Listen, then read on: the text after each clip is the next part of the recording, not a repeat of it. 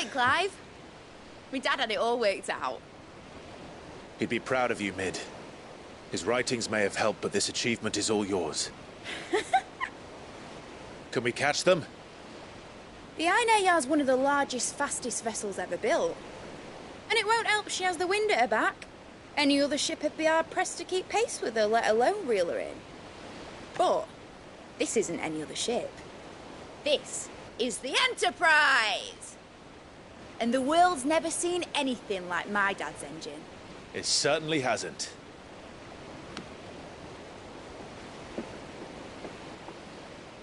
Clive, what do you know of Barnabas Tharm? Only what the bards sing. And he sailed to Ash from southern lands. That it was his mastery of the blade which won him the throne. And that his sword, Odin's sword, can sever the very threads of creation. But don't lose any sleep over a last tilt. We'll do what we must to survive. What we must. The light! I thought this cove was meant to be hidden.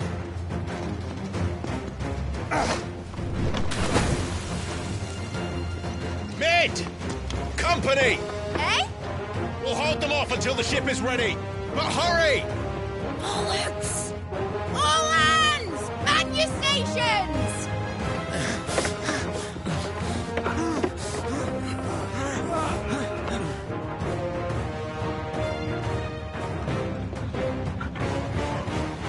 Everyone with me?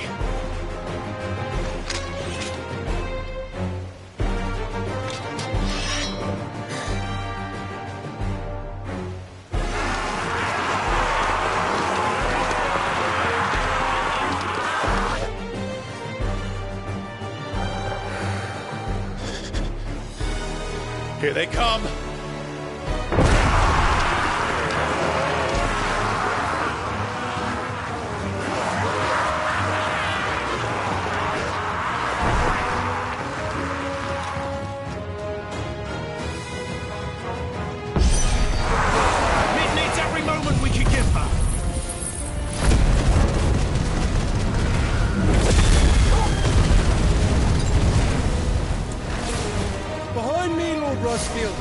I'll take care of these fuckers.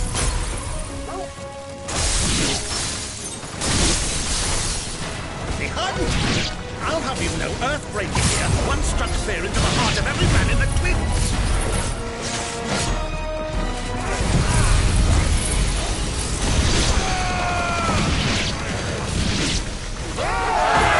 About that offer, How are we doing, Mid?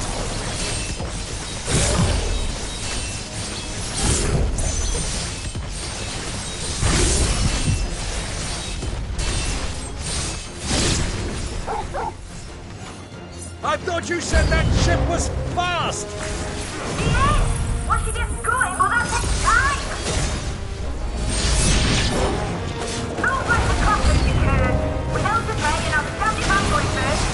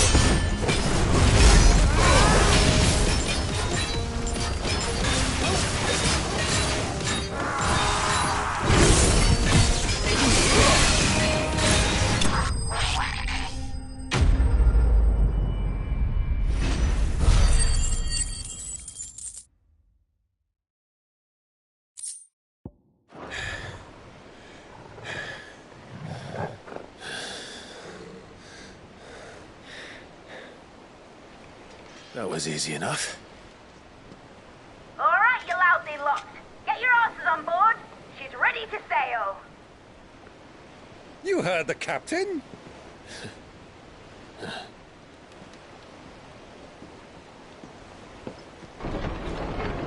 Clive.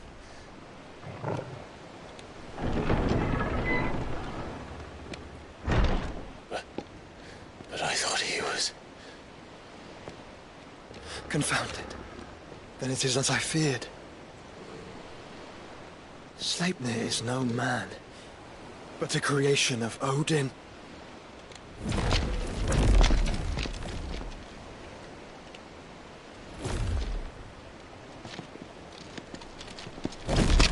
Phoenix's fiery fundament. Have you no normal enemies?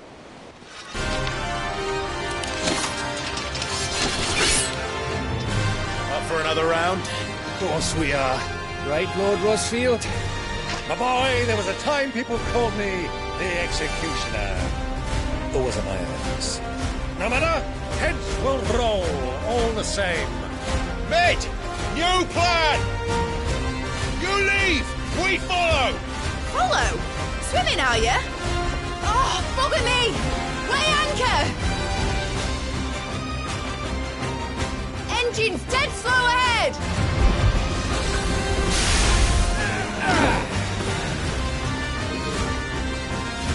Have care, my friends. 'Tis not blood that runs through an Eddie's veins. These foes will not fall easily.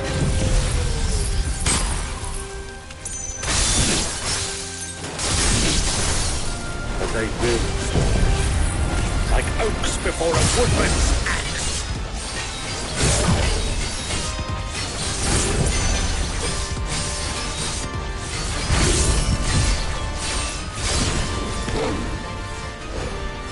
Good thing I brought one!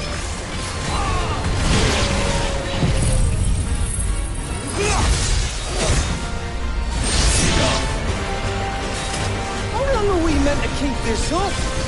As long as it takes. Unless you have a better idea. Well, I've already killed at least 5 of the bastards.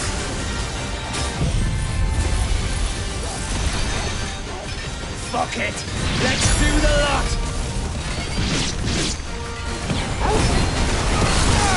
This one!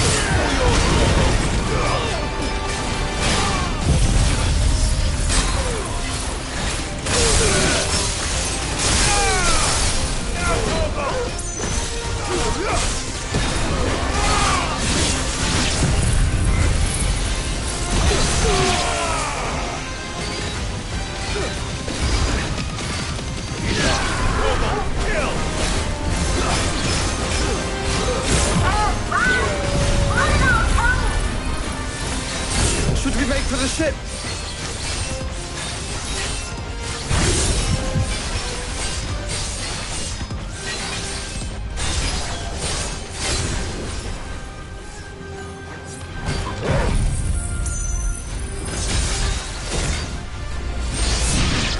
Not yet. Wait for my signal.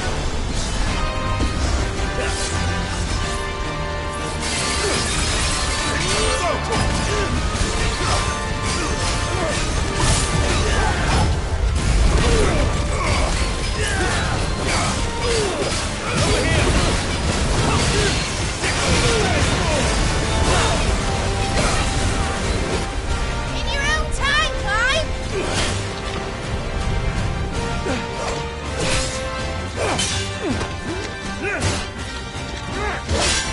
Right, run for it!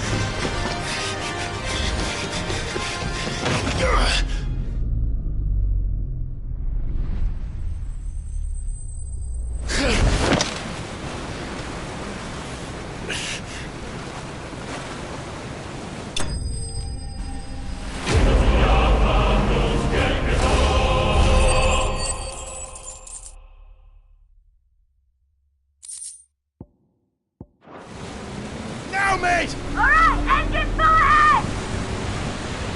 And hold on tight!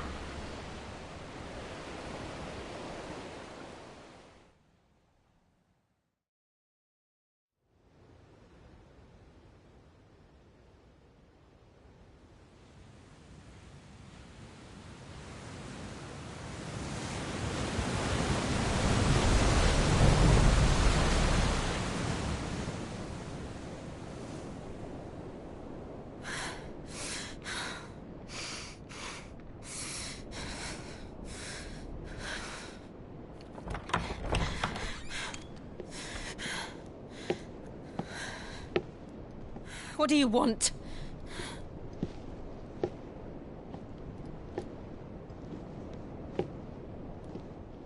That's quite a mess you've made. And wholly unnecessary. You are my offering to Mythos. I would not see you damaged.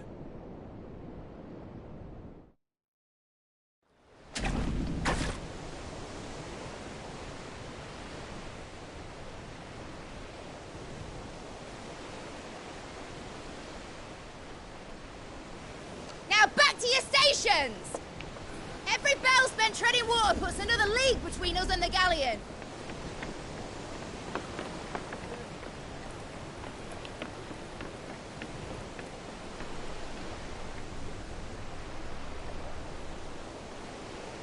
I don't suppose Mid has a spare engine?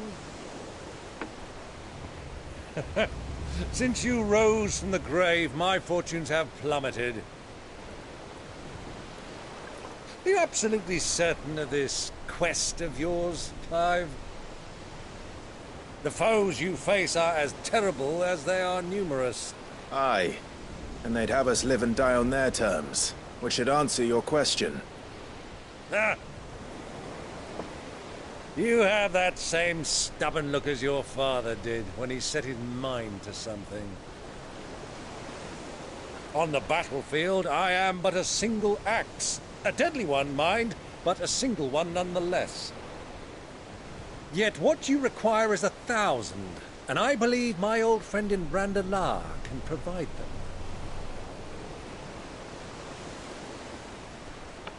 Take care, Clive.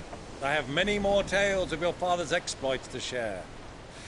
And I cannot very well do that if you're dead. Again. Good luck, Uncle. And may fair winds attend you. As for you, Joshua, take care. I shall do my best, Uncle. Farewell, my nephews. When next you see me, it shall be with an army at my back.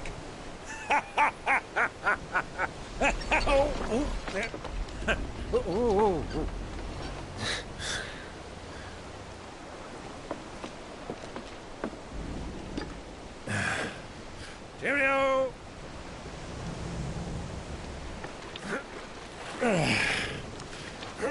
Oh, yeah. Do keep up, my boy.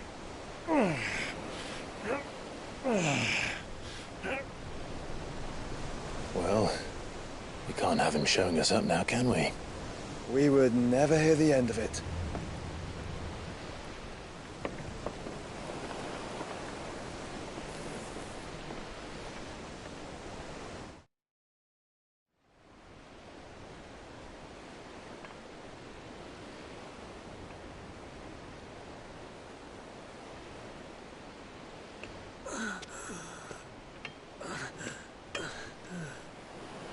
Great God of mercy.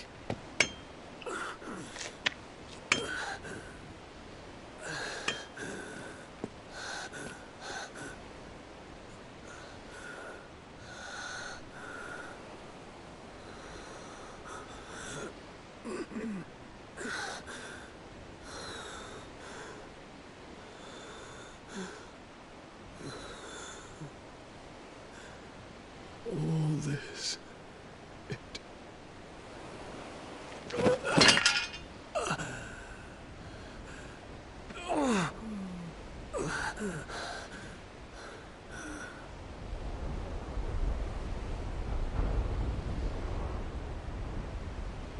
What have I done?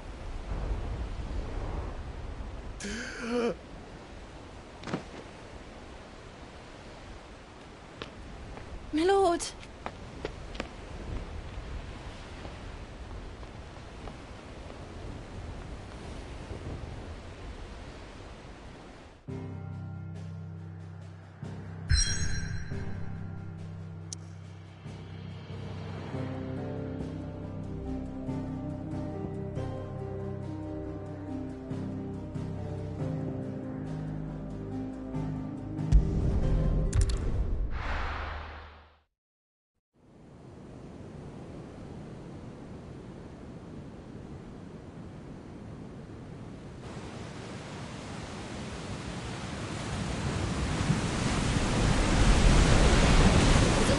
Between here and Waloed, but any ship heading north has to round Zemeckis and put through the Narrow.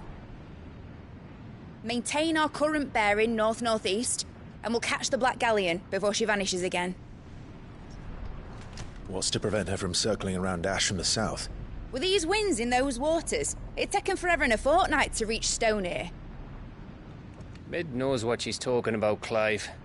Better than any of us lot, anyway. I say we do as she tells. Sails on the horizon. She's ours.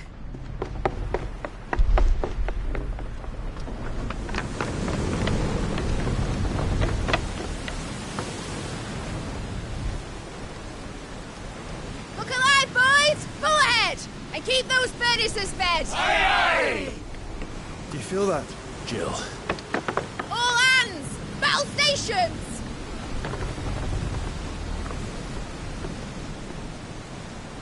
Let's see what this girl can do.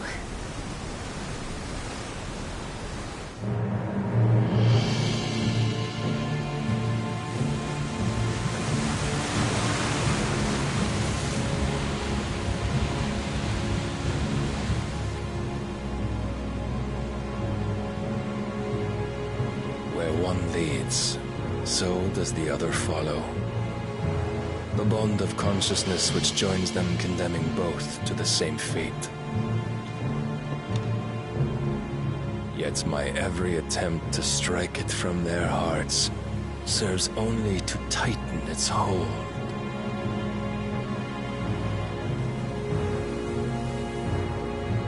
Fascinating.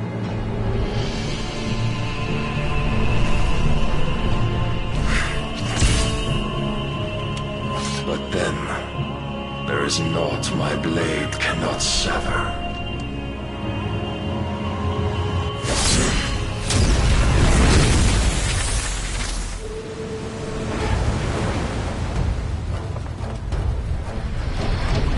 Great Grigos gas!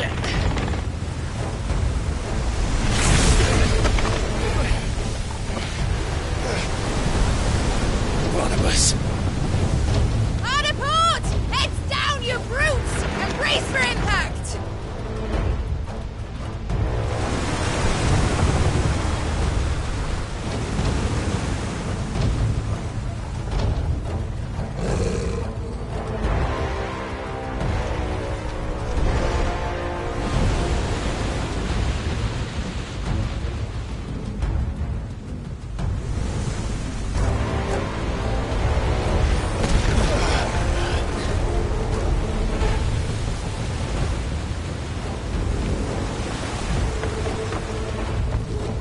It's now or never.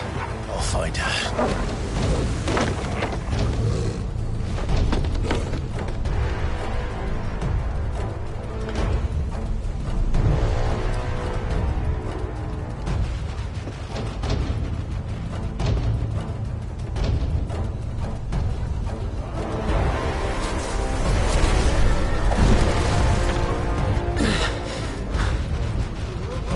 Bloody hell! How to starboard!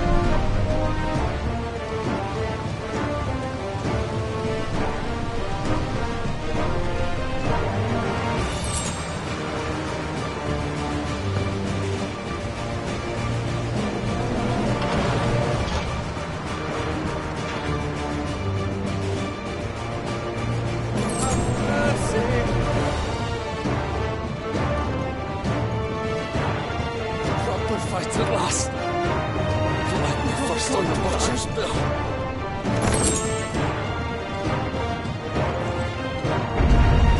need to hurry.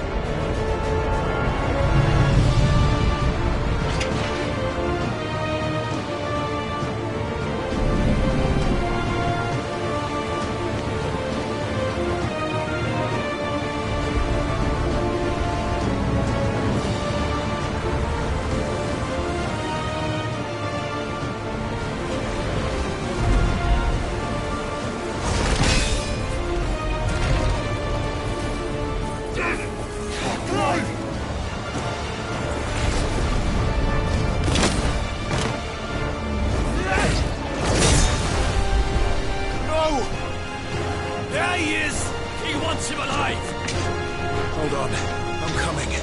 For both of you. Extra shepherds!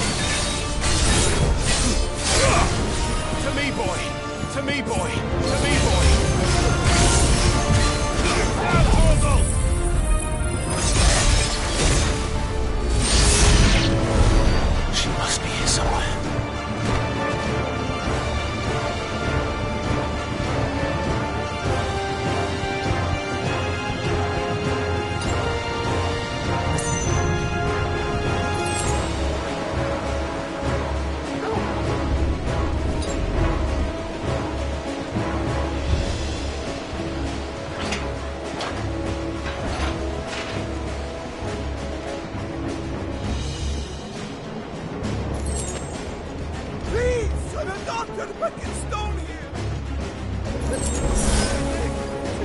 I can't feel my neck!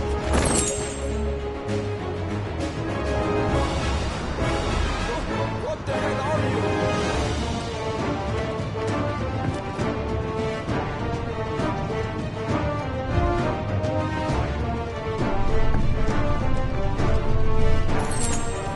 Come on, get up!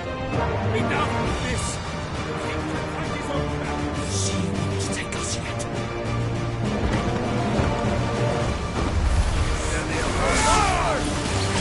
Only one.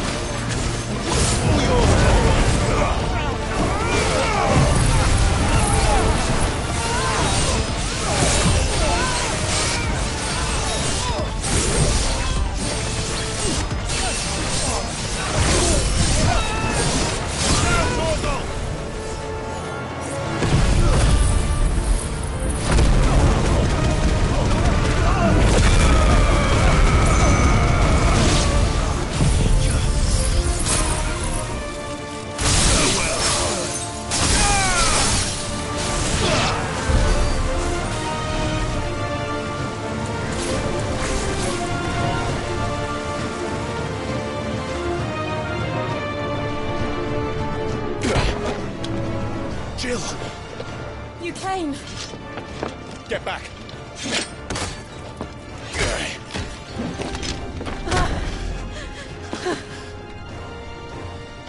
Clive, how did you... I'll explain later. Hands!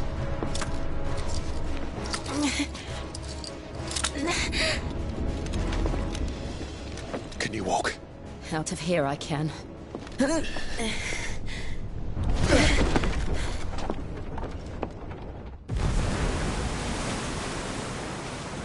Stand still! Phoenix. Are you not the dominant of fire? I see naught before me but a guttering flame.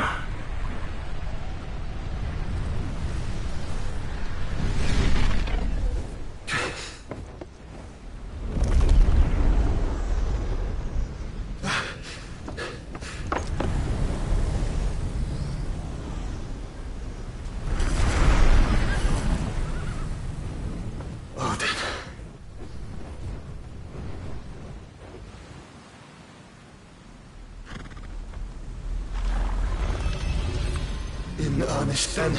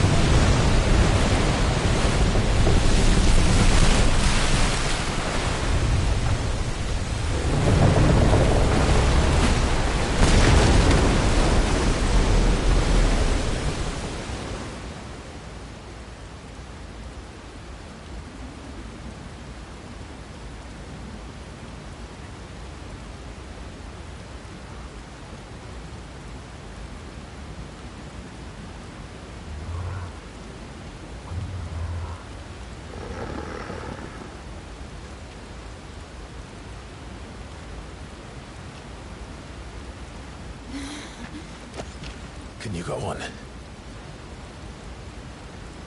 I think so.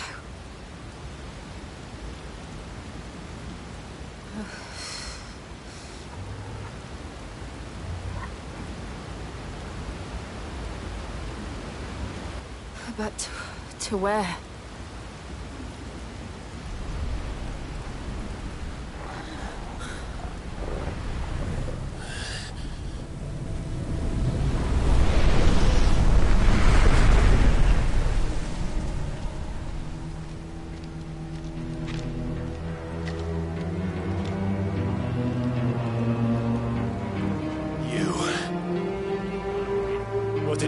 to Joshua?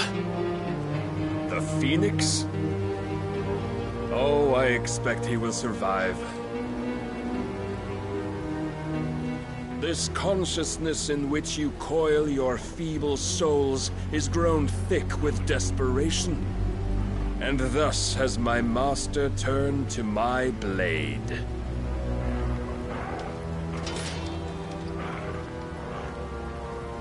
The world will soon be painted in black. And all that live shall gather in death's autumn wake. Not if we remove the cause of this misery. Not if we destroy the last of the Mother Crystals and restore balance to the world. Come. Do you truly think it's so simple?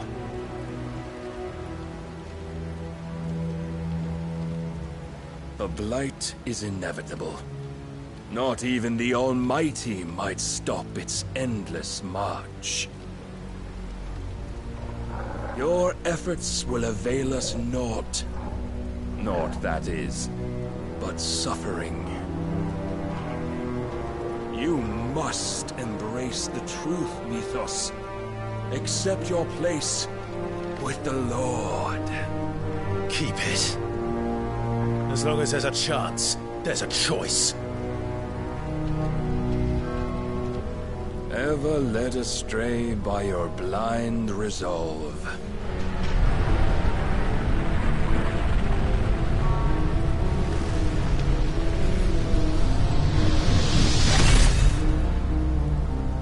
Now, it is time you learn the inevitability of your divine fate, however much it may hurt. Get as far away as you can. Clive, no! Trust me, Jill.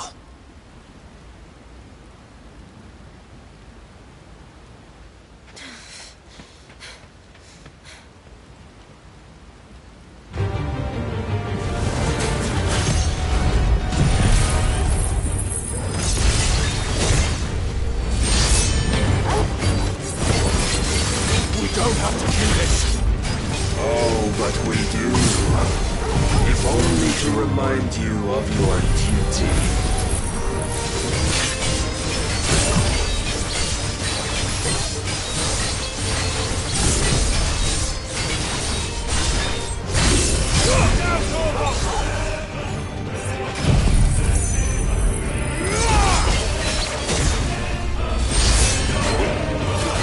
Rise, Mythos.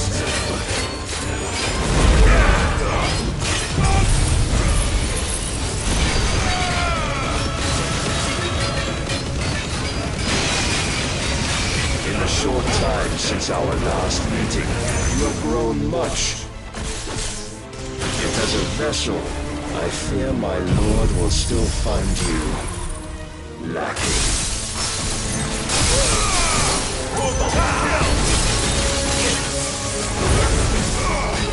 This one.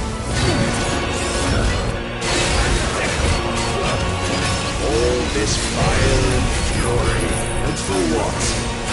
Stopping the Blight. A foolish notion fed to you by a foolish man. How dare you?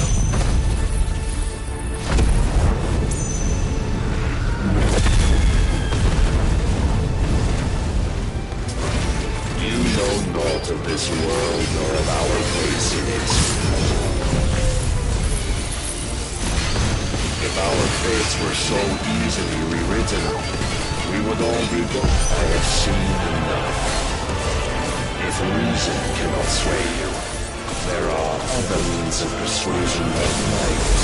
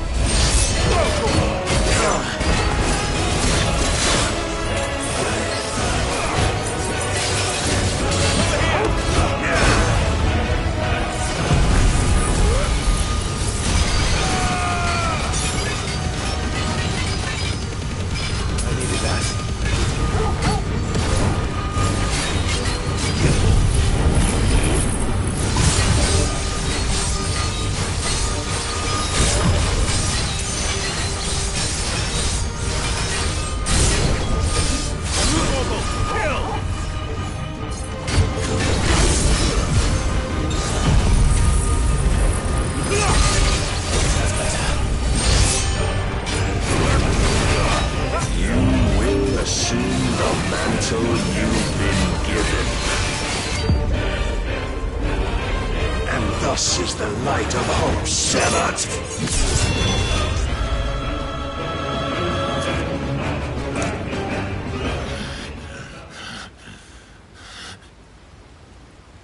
You would yield so soon.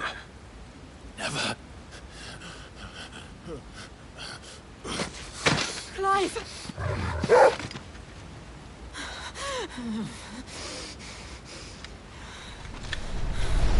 Do you not see? Your iron will weighs you down, dragging you ever further from your purpose. And what is my purpose? Mythos. Who are we? What are the dominants? The breath of the Creator still warm on our lips. We carry his light that we might guide the masses in his name. We are but mighty acts of God. We are more than that. You would be nothing without what he has granted you. The power we wield is his, and yet every time we draw upon it, it wears away at our very being. It breaks us. It unmakes us, that its immaculate aspect might reveal itself. The icon. It is too much for even his chosen few. Apart from you, Mythos. You wield the might of many, yet your body does not answer for its avarice. What are you saying? What I am saying is that we dominants are a means to an end. We were created for you, that you might drink deep of our strength and thereby fulfill your divine purpose. Which is? To feed.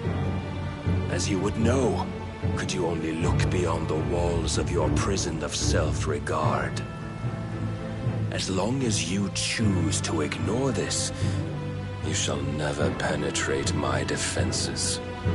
Still, you may take solace in the fact that you are not alone in your plight. The chains of volition shackle all of mankind, but there is yet cause to rejoice.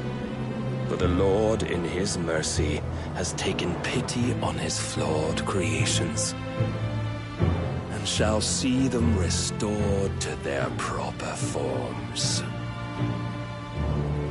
And what exactly would that be? Why, loyal servants to God. No. Manners, Lord Rossfield? They are men, like you and me. Albeit ones unburdened by the wills that drive our kind to madness. They are pure. They are divine. You mean to turn everyone Akashic? Not turn, Mythos. Turn back. For too long has mankind been led astray by their clamorous wills. It is time they return to a world of quiet equality, where they might once more know salvation. Salvation! And abandon everything we hold dear! We don't need your salvation. We'll save ourselves, and we'll do it on our own terms. Not yours, and not your gods! With every defiant expression of your will, the tighter the chains of consciousness become. But perhaps that fact may be put to use.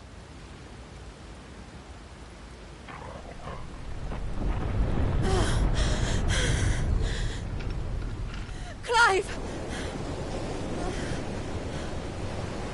The faster it binds you to the remaining dominance, the stronger your hunger will become. Until it leads you back to the only answer there ever was. Mayhap not by the path my master intended, but back all the same.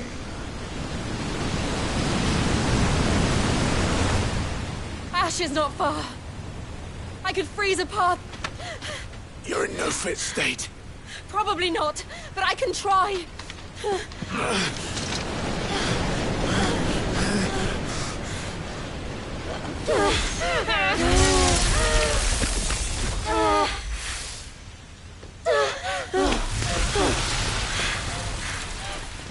Don't look back!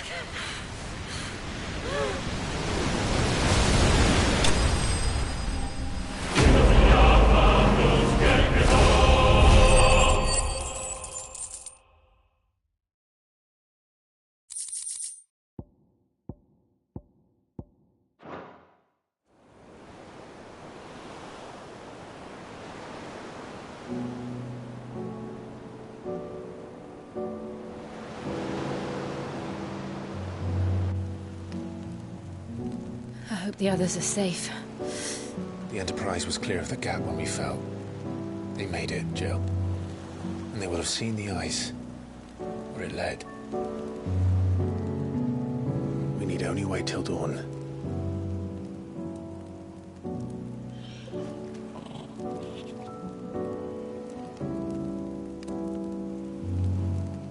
This is the second time Barnabas has bested me. I'm powerless against him. And maybe there really is nothing else for it but to give yourself to his master.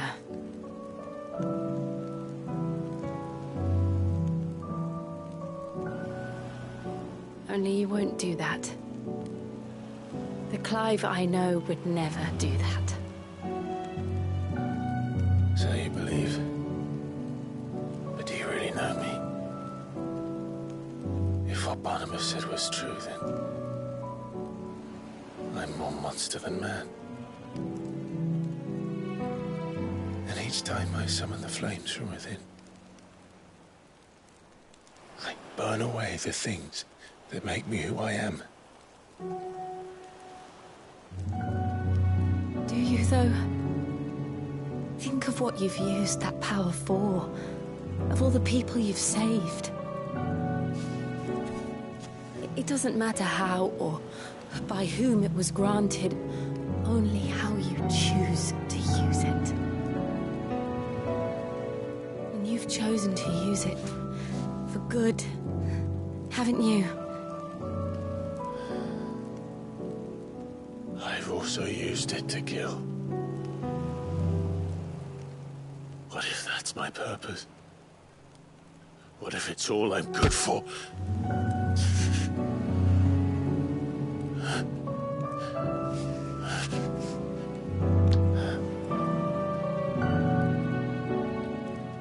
You're still that same boy I grew up with. Always so eager to save everyone around you, and yet always so alone. Because you failed to realize the one thing that needed saving most of all. You, Clive. You. You never once took the time to save yourself.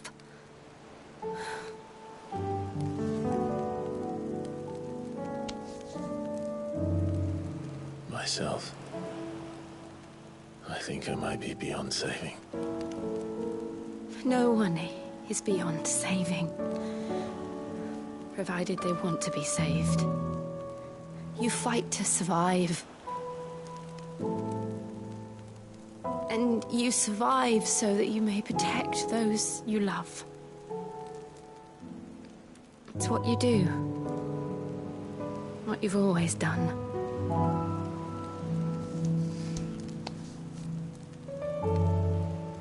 And I know you're not about to change. So I'm going to help you. To give you what you need to protect us all.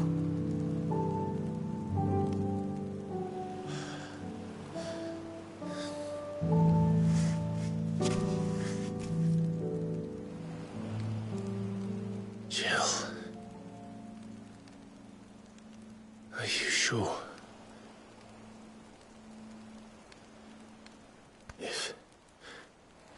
If this is what you want, then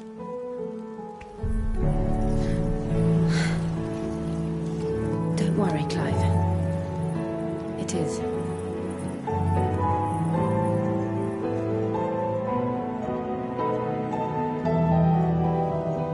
This burden, I'll give you the strength to bear it alone. But I'm not alone.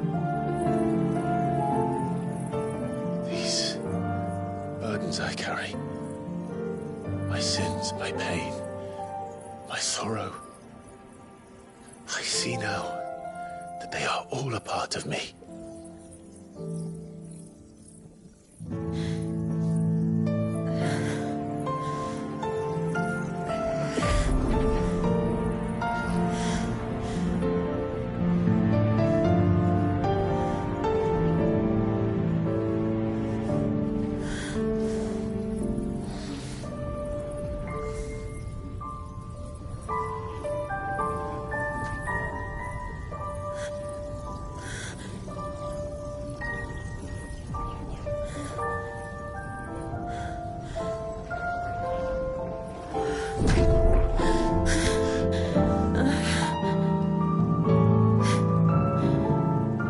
If I'm to continue on, having pledged my life to those I love, then I will gladly bear your burdens too, until my last breath. Clive.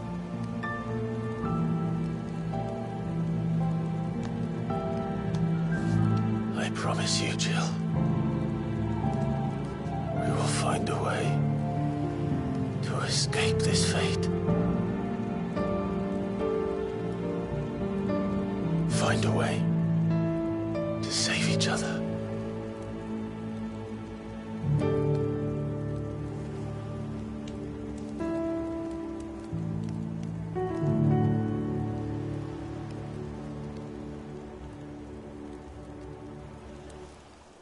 That we might one day look upon the moon again, together.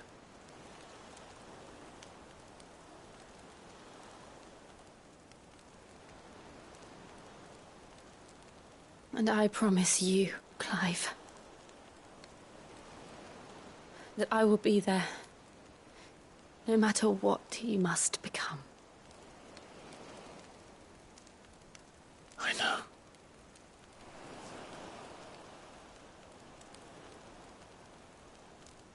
I never thought a smile could bring me so much joy.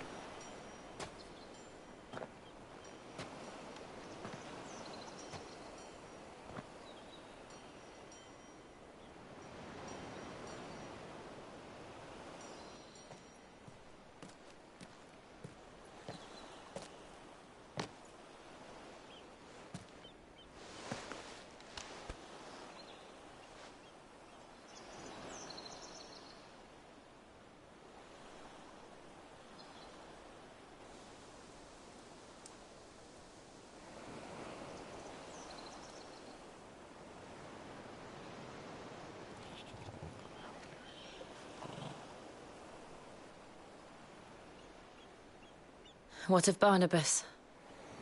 Do we pursue him? No. Our paths will cross again soon enough. Whether we like it or not. Besides, there is something we must do first.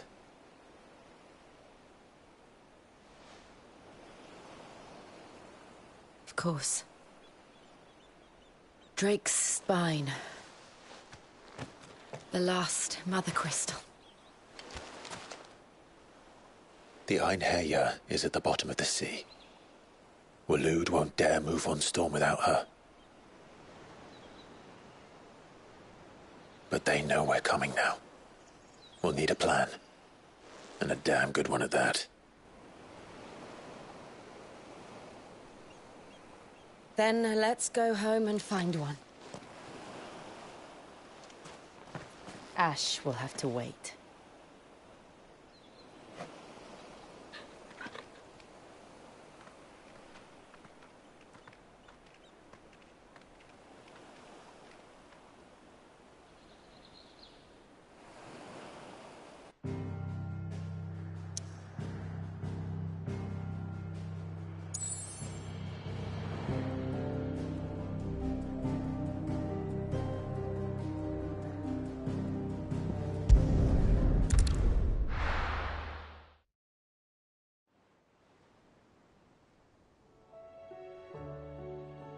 Mid says Odin split the sea in two. She's always been partial to a tall tale. But there's tall, and then there's tall. I struggle to believe it myself. I see your uncle isn't with you. He stayed with the Enterprise.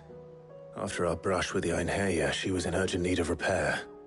And my uncle knows a shipwright in Randalar. We're to join him there when we're ready to sail for Ash. You sure that's wise? Last I heard, the place was still overrun with Akashic. Show me a city where that isn't true. Ultima's plague is spreading. We're running out of time, aren't we? We've done our best to shore up that hideaway. But I doubt a few planks will stop what's coming. Still, we'll keep at it. Every little helps, I suppose. Let's hope so.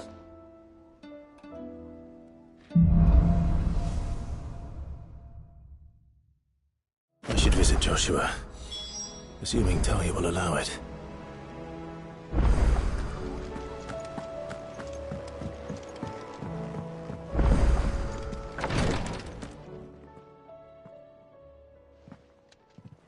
How are you feeling, Joshua?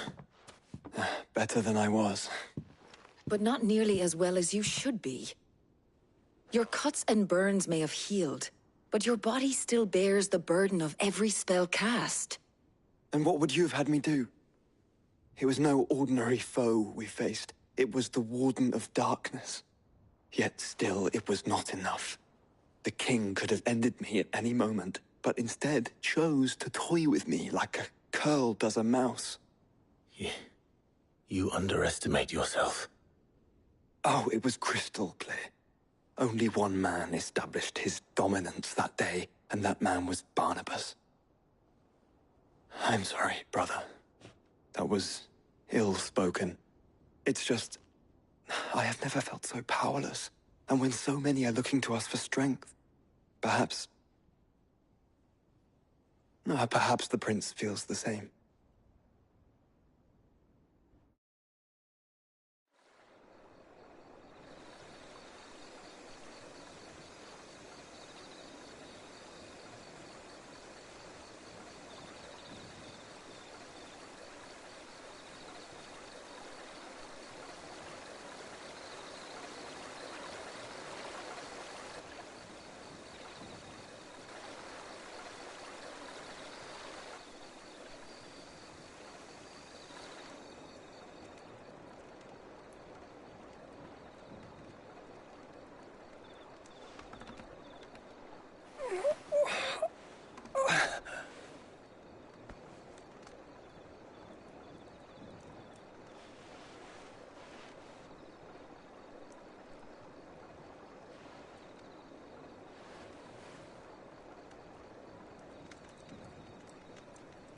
What is this place?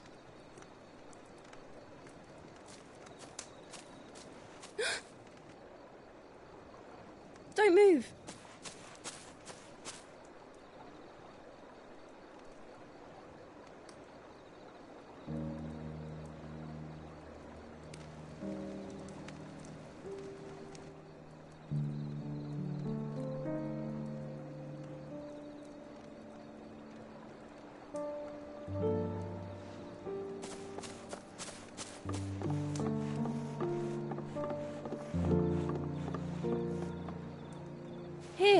It's fresh from the well.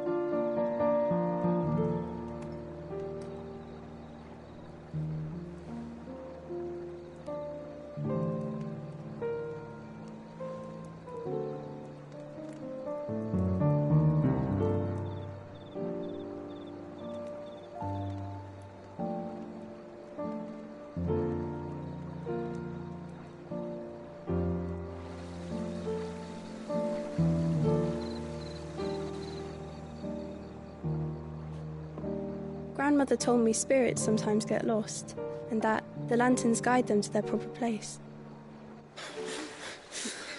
I set one on the river for her when she passed away.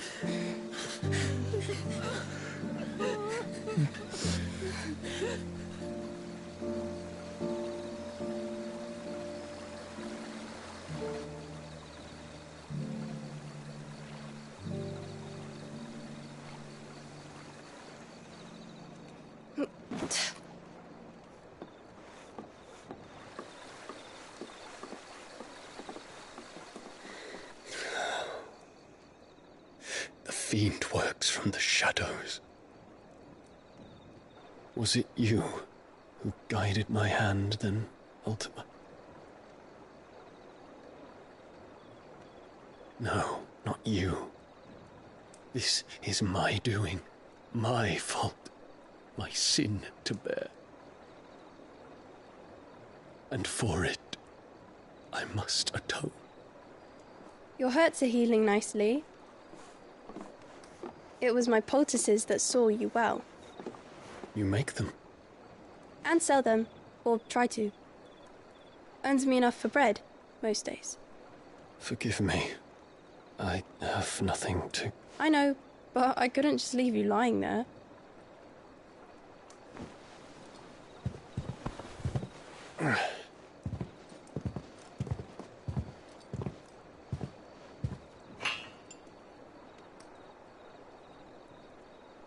You're going then?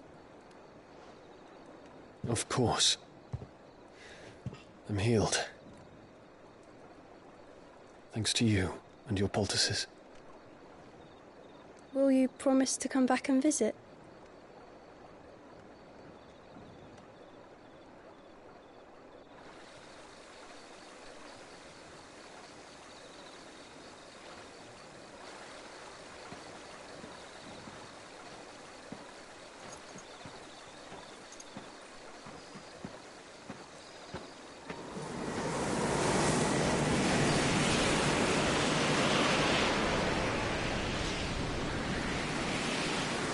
Well, Phoenix, it would seem that I owe you my wings.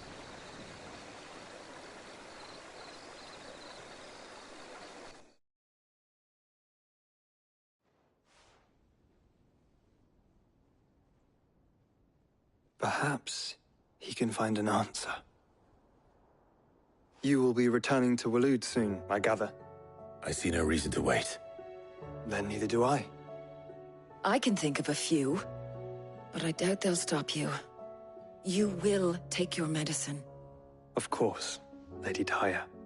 Set on leaving already, are ya? How long will it take us to get back to Ash? Dunno, about the same amount of time it took us to get here. Maybe less, if your uncle can find someone trustworthy to patch up the Enterprise. All depends on where we're putting into port, mind. Yes. It's not as if we can put ashore wherever we choose. We have to assume that the whole of Ash is hostile, and that we'll be attacked on sight. Then we must find a place they won't think to look. And I have an idea who might know of one. The Professor! I'll go and tell you coming! While you're plotting our course, I'll be in the shelves with your lawsman. I wish to pick his brains about Ultima. Then I'll talk to Karen about supplies for the journey. They may not be easy to come by in Ash.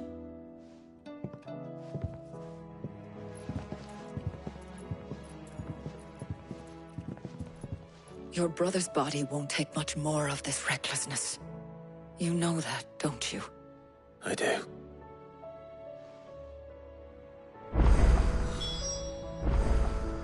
You've seen more of the world these past 5 years than most do in a lifetime. It's a shame you never had a moment to enjoy it.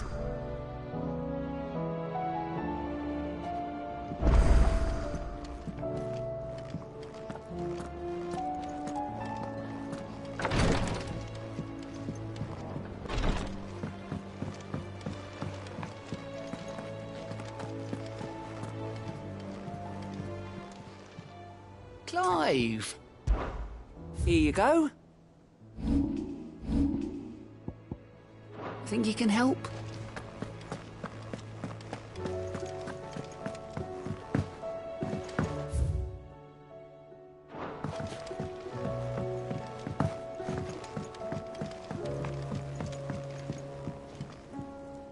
Heard the bad news then, did you? What bad news? About Dravost. Blackthorn's old haunt. With the forge and all that.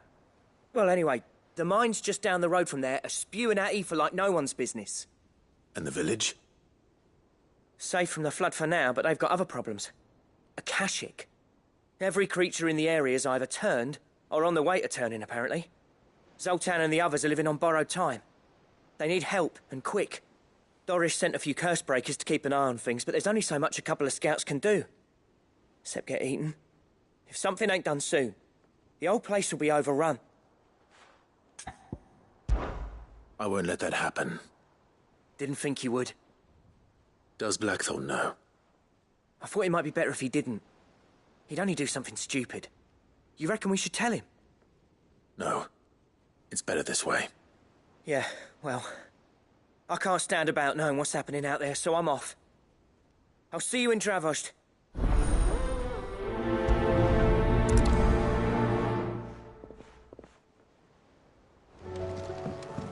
How do you...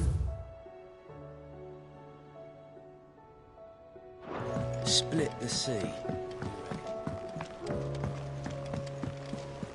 Covered in nicks and lumps, the lot of them. It's a wonder they can still walk. Come back.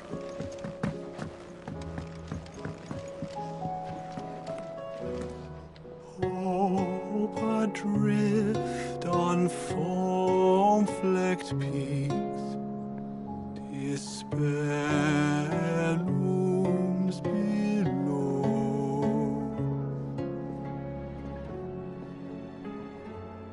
Yet in the dark, a flame is sparked that warms us in its glow.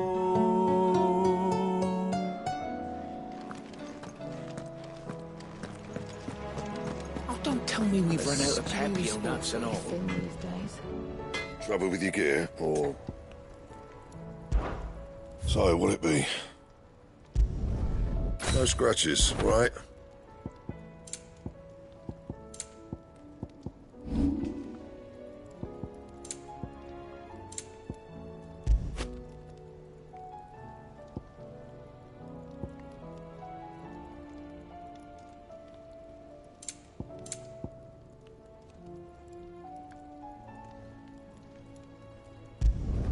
Not my best work, but it'll do.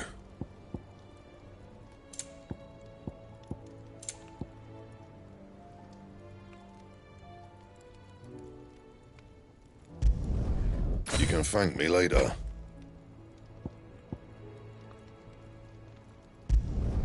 Not my best work, but it'll do.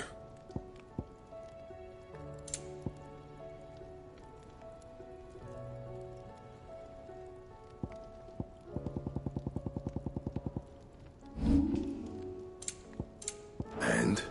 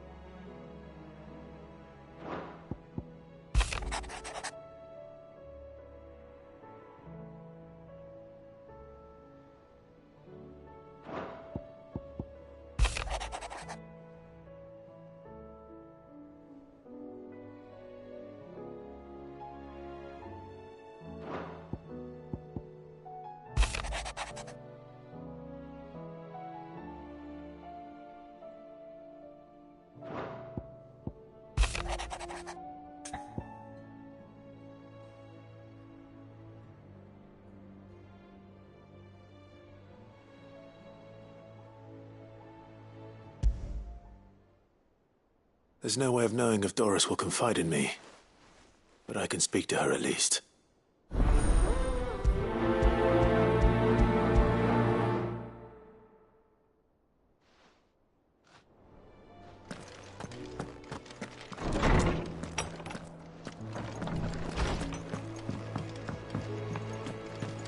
The stew's awfully thin these days.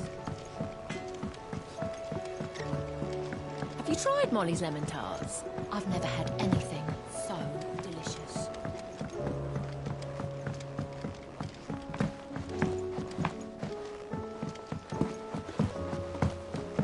Canva lost? It can't be true. Miss, can we read Miss Editor's story for our lesson today? What a wonderful idea, Jocelyn. Let's do just that. How was she? The Enterprise, I mean. Ah, Sid. Just the man I was hoping to see. Did you have a mo? Don't tell me. You need more bomb ash.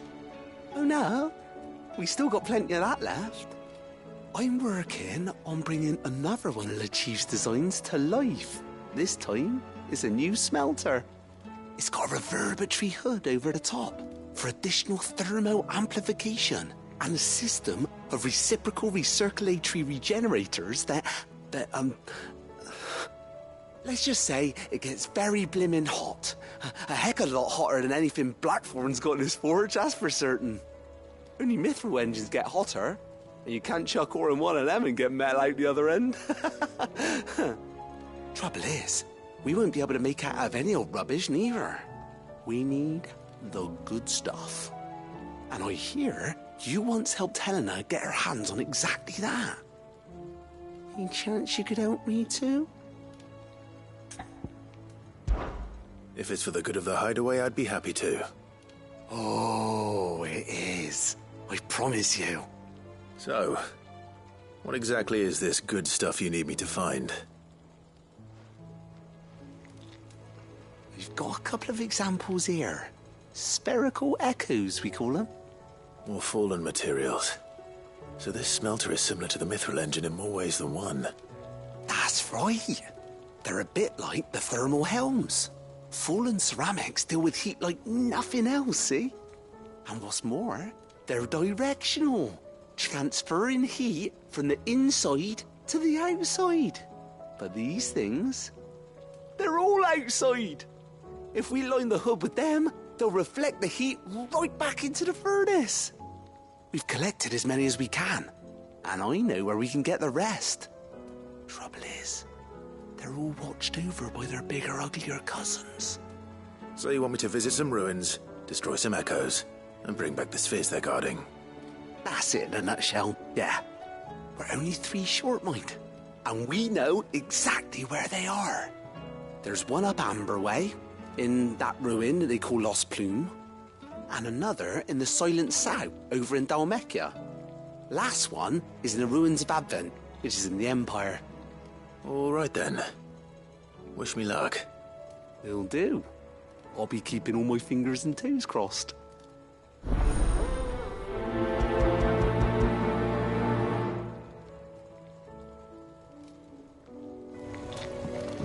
With Canva in the hands of Akashic, we'll need to find another port.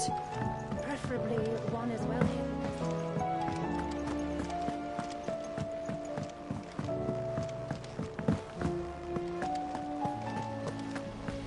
Then again, why settle for low-born chaff when we've honest-to-goodness royalty right here beneath our roof?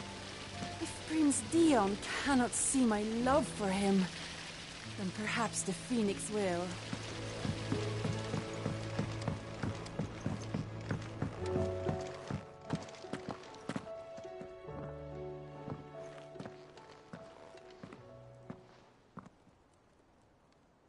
Where are you? Can I help you, Sid? I'm looking for Doris. Is she here? I'm afraid not. She's at Martha's Rest on a job. My job, actually. When she heard what the mission was, she insisted on going herself. Alone. Did she?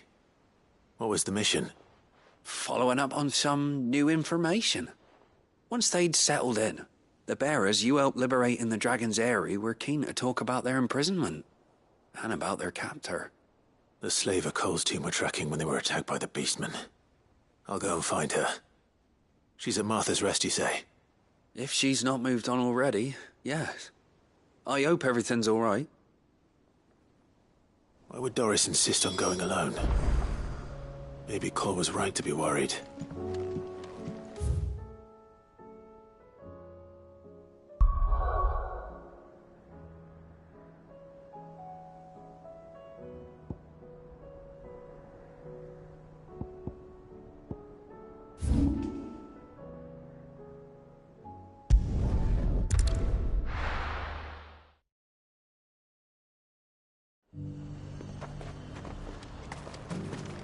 The Dominion's all but done for. The High Cardinal. Then it's lucky we stayed in. And what can I do for you?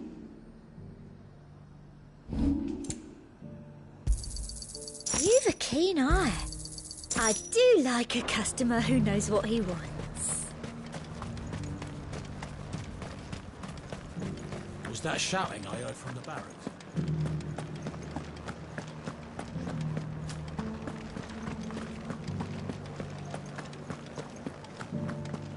And you're just gonna fall into line? What else can I do? I'm a soldier.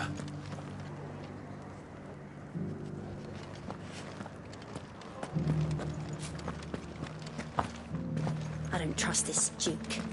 If we're not careful, he'll undo all the Dane's hard work.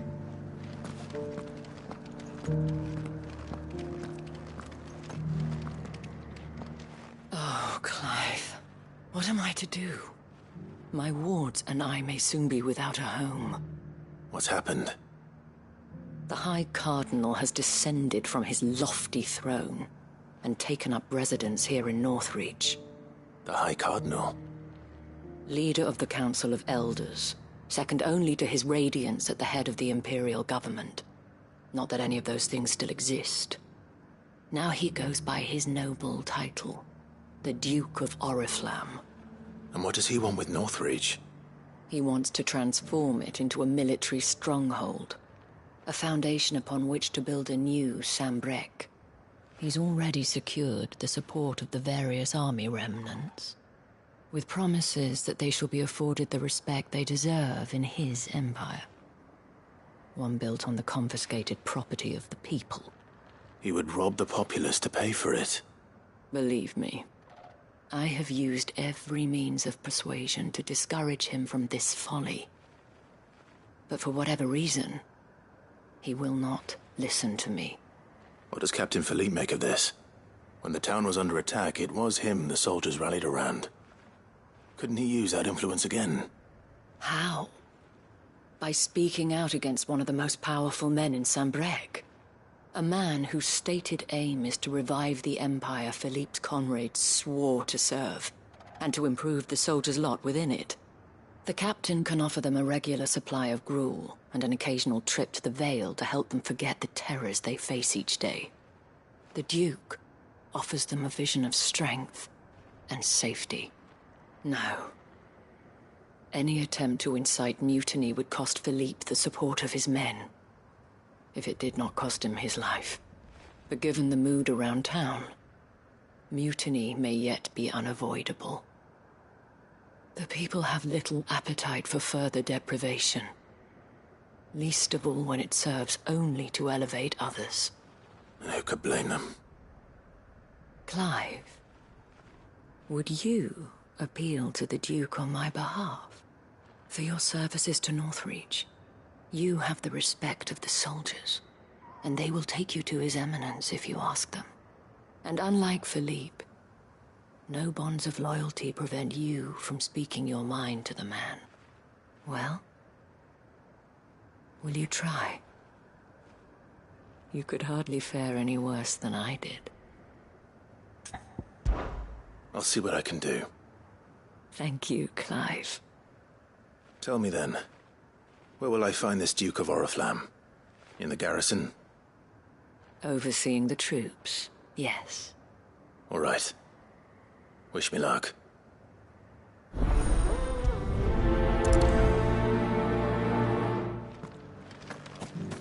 I may have met this Duke before, at the Remembrance Ceremony. Let's hope I didn't make a strong impression. It's not only control of the garrison we want. We already have a leader in the Dane.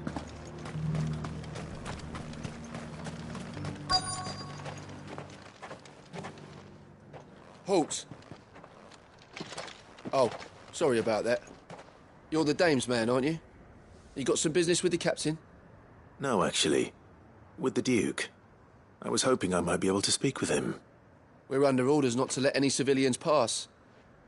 But you should be all right. His Eminence has heard all about you and your heroics. Wait here. I'll go and ask.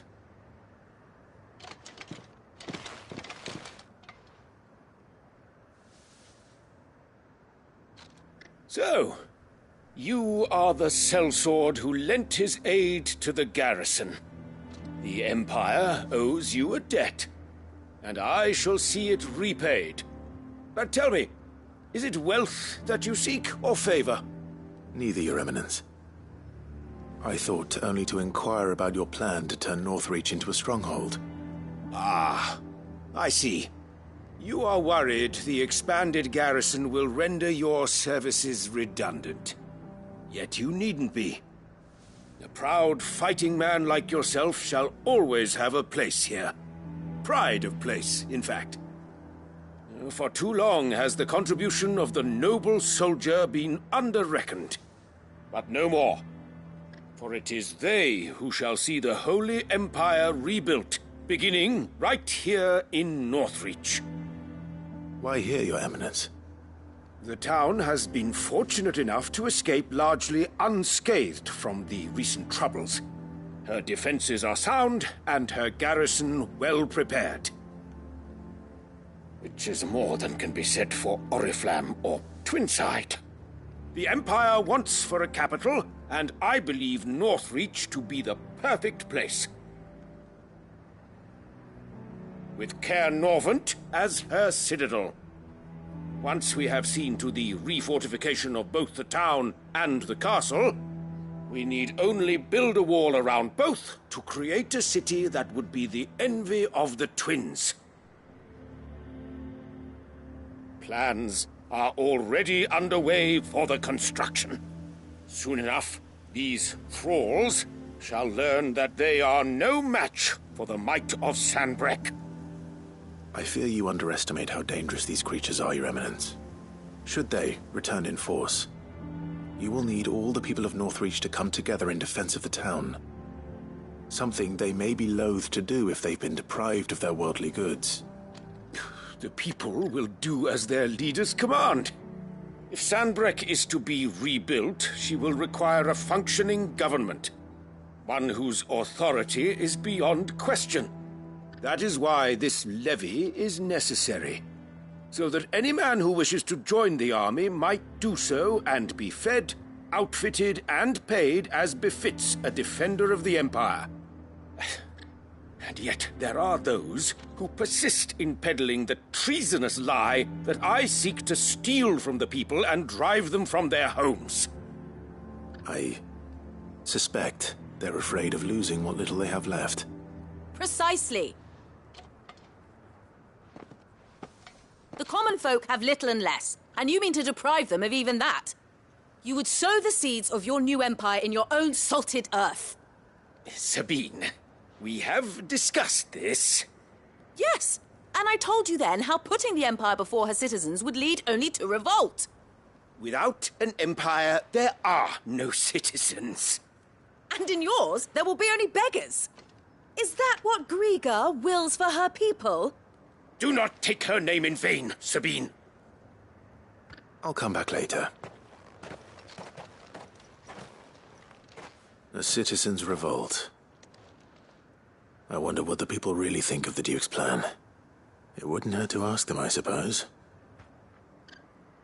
Let's begin with those on the other side of the wall. Sabine, you are embarrassing.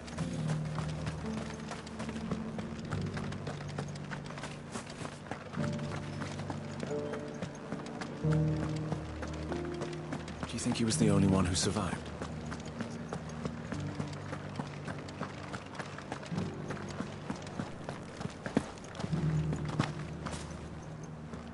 All right there.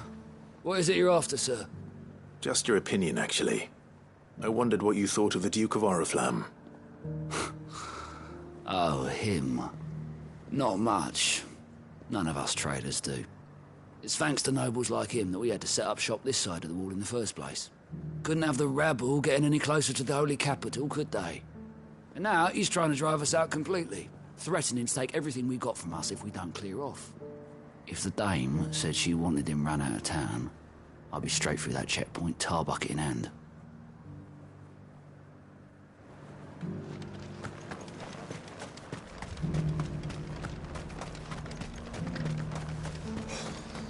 And to think, I would be lying under a pile of rubble in Twins. A question, if you don't mind. What do you think of the Duke of Oriflamme? Don't get me started. You build a life for yourself somewhere, only for some noble to turn up and tell you you've got to hand it all over to him. If he thinks his name and his chains give him the right to empty our purses, he's in for a rude awakening. We'll do whatever it takes to keep what's ours. Whatever it takes.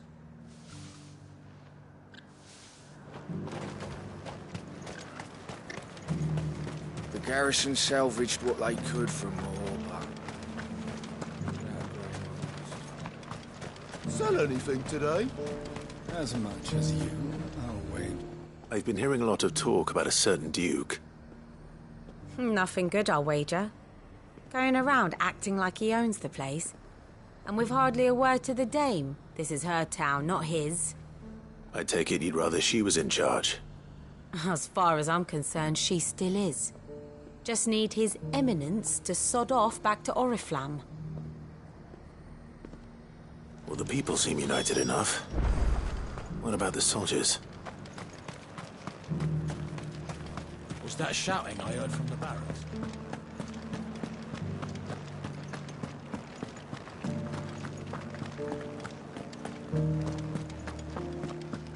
And you're just gonna fall into line? What else can I do? Excuse me, do you have a moment? I wondered if you'd mind sharing your thoughts on the Duke of Oriflamme. Well, he's made a lot of enemies coming in the way he did. But I mean, look around us. You can see the state the realm's in. The traders might not like having the screws put on them, but if they volunteered a few more of their hard-earned gil before things got bad, maybe they wouldn't have to. I think the Duke's got a point when he says rebuilding the Empire's the best way of making sure we're all protected. And if that means people who don't know one end of a sword from another have to make way for those who do, well, that's just how it goes. It's not only control of the garrison he wants, it's... We already have a leader in the dame! One at a time now. Is enough for it? You're the one who was talking to His Eminence. On the dame's behalf, yes. I was trying to persuade him not to take the people's goodwill for granted, but it seems my words fell on deaf ears. What do you think of his plans? I'm a soldier, mate.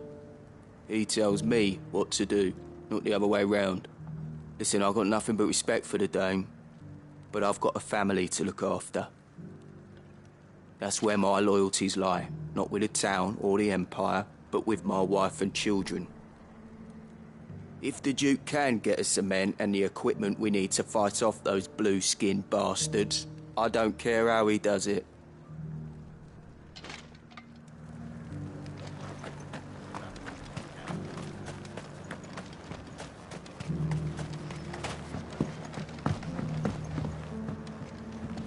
I hear the Duke of Oriflamme plans to turn this town into some sort of fortress. Do you think that's a good idea? It's not for me to say. All I know is that unless the Emperor orders me otherwise, His Eminence's word is law.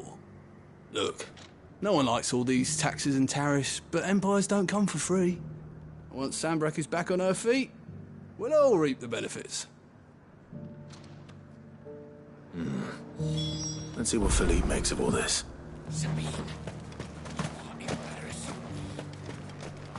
A whole day to dry some...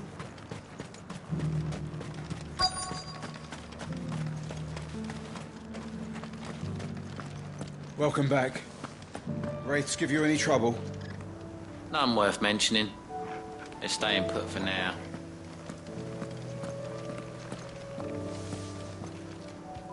Captain, do you have a moment?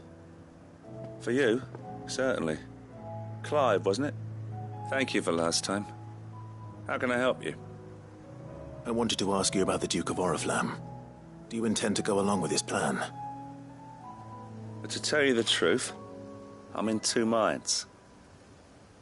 It's my sworn duty as a captain of the Imperial Army to obey his orders. But I can't say I agree with him. Philippe, I remember you saying that you became a soldier to protect the people you loved. The Dame included. That's right, I did. Well, she doesn't agree with the Duke's orders either. She thinks they could tear Northreach apart.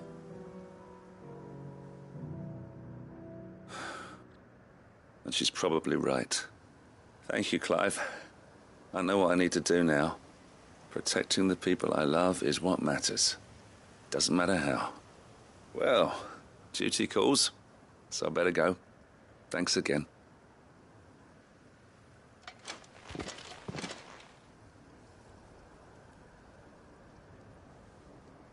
It seems Philippe wants to do the right thing at least. I expect Isabel will be pleased to hear that, if nothing else.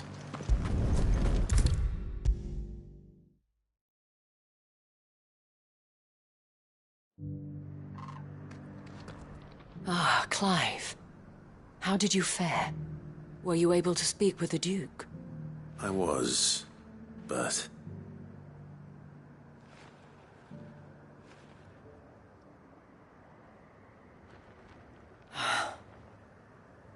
So Northreach is to be a fortress after all. Well, it will certainly help to hold back the thralls. There's no denying that.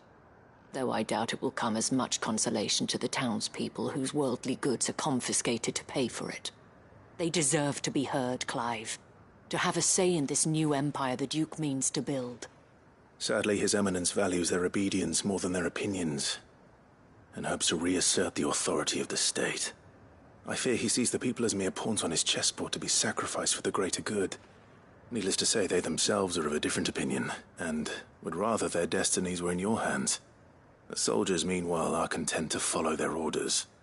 And not just because of the Duke's rank, but because of his vision. I thought as much. Had I sworn to protect Sanbreque, I dare say I too would want nothing more than to see it rise from the ashes. Thank you for trying. But the battle is lost. I don't know about that. What happened to your uniform? I handed it in, along with my resignation. Told the lads I wished them well, but that I owe it to those I love to call it a day. But why? Because I realized what really matters to me. Not following some nobleman's orders for the sake of it, but protecting what I care about. Protecting Northreach. I honestly don't know when those monsters will return, but I'm certain they're not finished with us yet. And when they do come back, we need to be ready for them. We need to stand together, all of us. And with you to lead us, milady, I reckon we can do it. It was you who finally convinced me, Clive. There's no point following orders if they go against everything you believe. Indeed. All of us, standing together. That has always been Northreach's best hope, and one which still lies within our grasp. We have only to turn our attentions to the true enemy. Thank you, Philippe, for showing me what I must do. Anything for you, milady.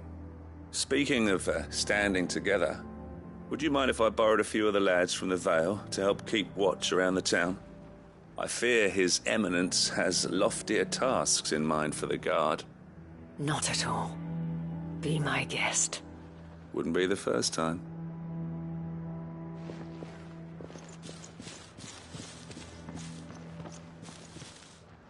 There may be hope for Northreach yet. Especially with men like you and Philippe to champion our cause. I, for my part, shall continue to work upon the Duke, in the stubborn belief that I might still tempt him into joining hands. But I suspect I shall have to call upon your aid again. Until then, Clive. Until then...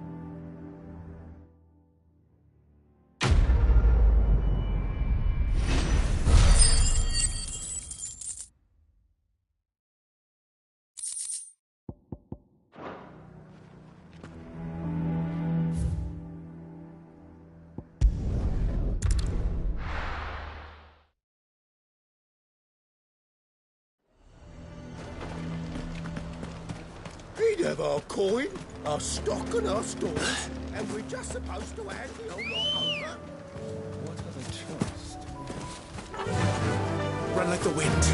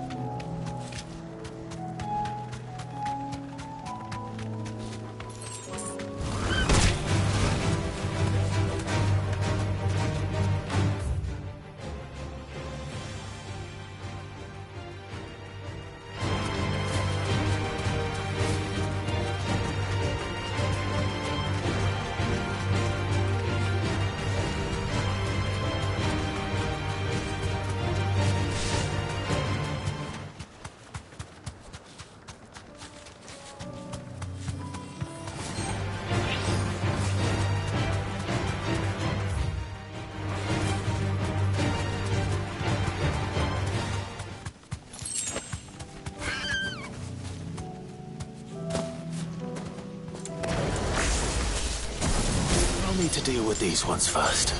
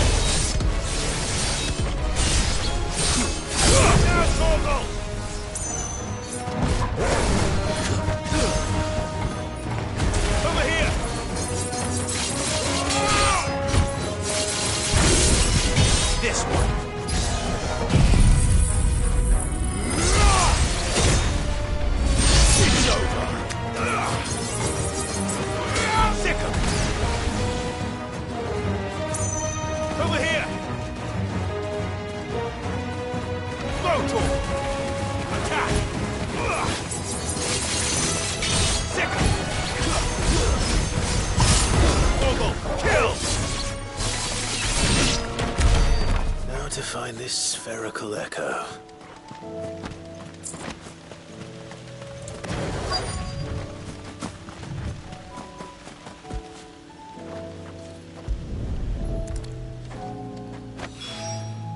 This is it.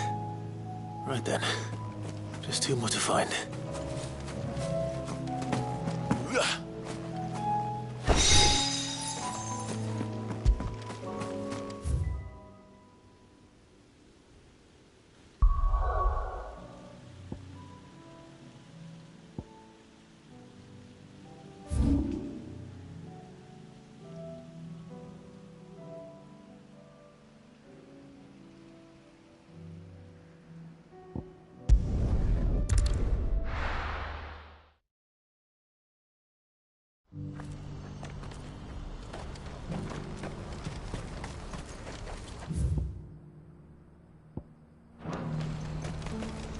What's happened?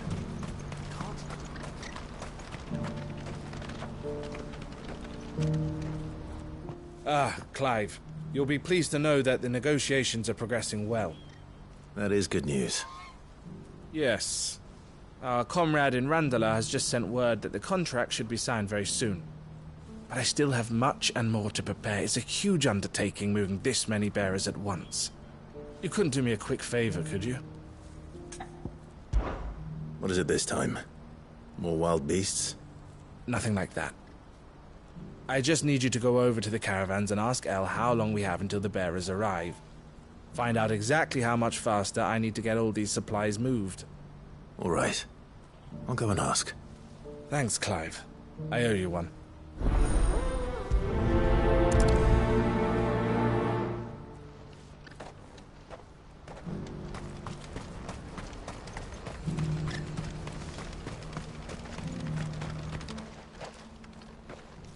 Don't blame yourself, El. This is their fault, not yours. I know, but... No buts about it, all right?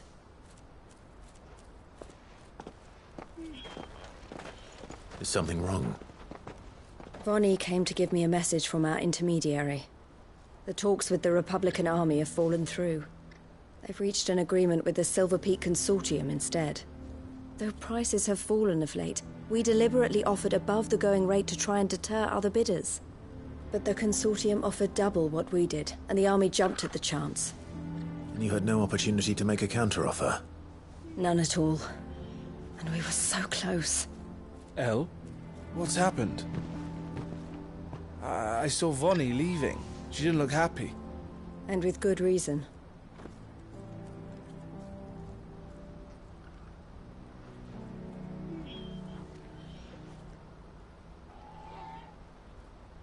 But I thought we were the only ones the Fist were speaking to about the bearers. How did the Consortium even find out about this? It's not so surprising. They have ears all over the Republic. This isn't over. The Consortium will have to sell these bearers eventually, and at the price they paid, buyers will be few and far between. I'm going to Randalar myself. Alone? You sure that's wise? Are you offering to be my bodyguard? How kind. Meet me at the checkpoint near the capital gates. I'll send an owl ahead and request a meeting. You go to Cashlock, Theo, and get everything ready. We've waited far too long as it is. Even if I fail to free these bearers, there will be others. Someone needs to prepare the place and keep any prowling beasts at bay. Oh, and that's me, is it? Well, it looks like I'm following orders till she gets back from meeting the Silver Peak Consortium, who've been doing their best to undermine our scheme. She'll never join them after this, surely. No, she said it herself. She still has plans for Cashlock, even if this one falls through. She means to stay with us, then. I can't say I'm not happy to hear it, but...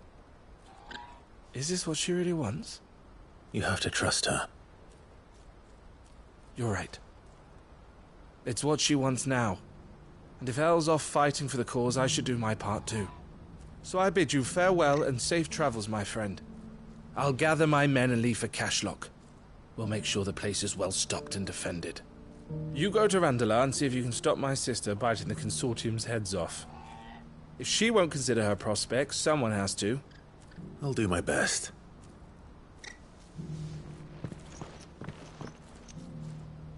All right. To Randalar, then. And better not keep Eloise waiting. What's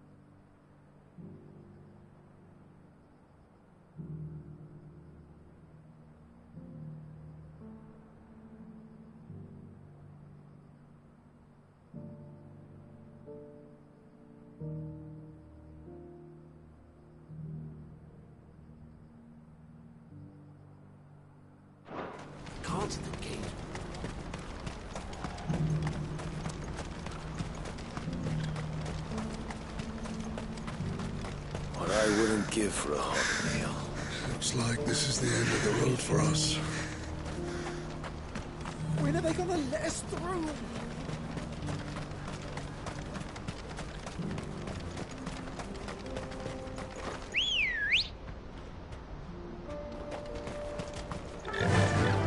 Fly, Ambrosia.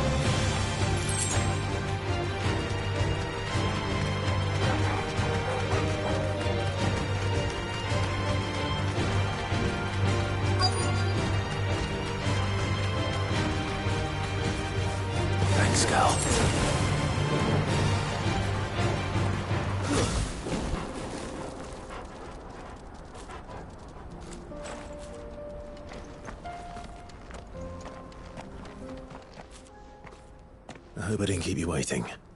Did you arrange to speak with the consortium? Here they are now. You wish to consult with me? I did. It's about the bearers you recently purchased from the Fist. We had all but finished making arrangements to buy them ourselves, and then you stepped into the fray. You misunderstand. The consortium had an interest in purchasing them from the very first. It was only our regard for you that kept us from bidding. But your hesitancy in accepting our offer to you suggested that the regard was not mutual. And so we resumed our business. I did not hesitate. I am simply not inclined to make such decisions without first giving them due consideration. But what is done is done. Come then. How much do you want for them? Alas, you are too late yet again. We rarely take on such unconventional merchandise without a purchaser in mind. The bearers belong to him now. Who is your buyer? A trader from across the water.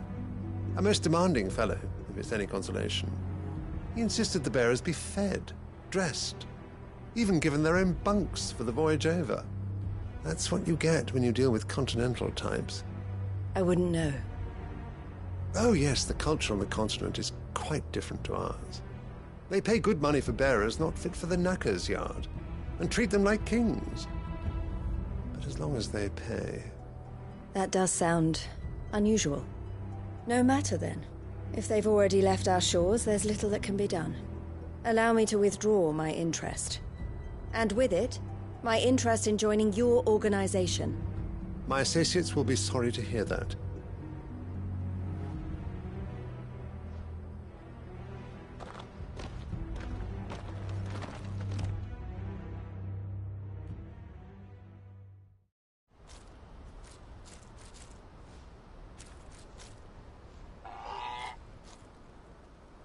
I'm sorry you weren't able to save them. As am I. But I only have myself to blame. He was right, you see. The Silver Peak Consortium did intend to buy those bearers before I did. Their representative hinted at a possible purchase when he came to recruit me. I feigned interest in joining them in the hope he might be encouraged to tell me more. And he did just that. As soon as he left, I sent my own offer to Randalar. So you never... No. I entertained the Consortium's proposal solely so I could learn more about those bearers. But I was a fool to think they wouldn't find out. I knew exactly who I was dealing with. You tried. I did. And if what he said was true, the bearers are to be well treated. Which is something, at least. But they deserved more. I wanted so badly to see them freed. Eloise! Eloise! Word from Cashlock. The village is under attack. A pack of beasts have come down from the mountains, and there's a dragon at its head. Theo and the others are trying to hold them off as best they can, but the odds are against them. They need help, and fast. Theo! I'll go on ahead. Thank you, Clive. I'll gather some men and join you there. Just... make sure he's safe.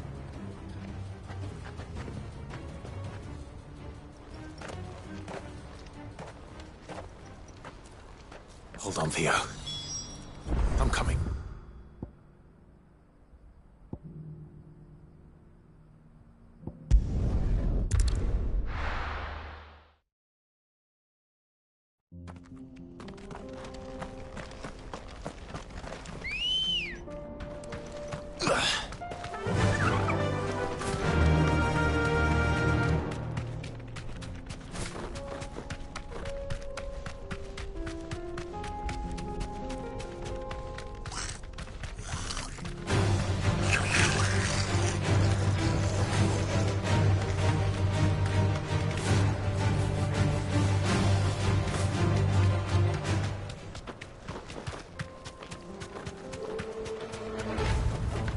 I can walk from here.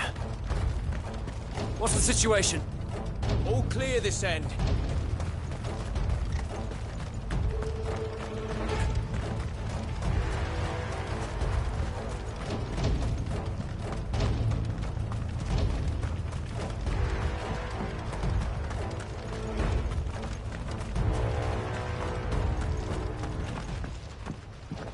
Where's Theodore? Upriver! He led the dragon that way to keep it from the village, but the whole area's flooded with ether. We just have to pray he makes it out in one piece. I can do better than that. Torgal, with me.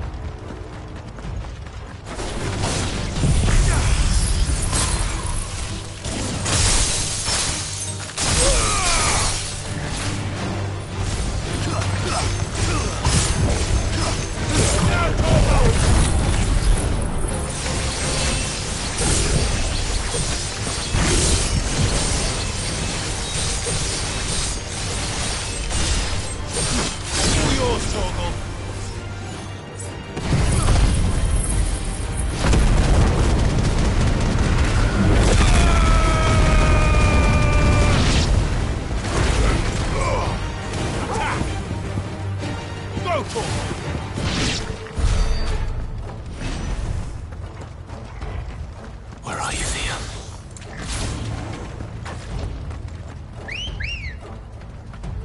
Ready, go? Yeah!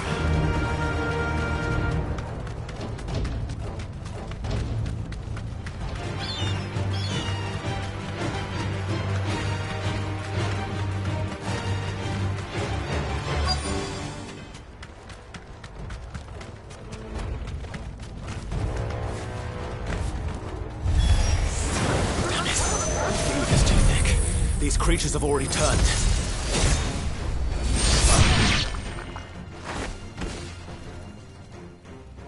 I can't waste any more time. I need to find Theodore before that dragon does.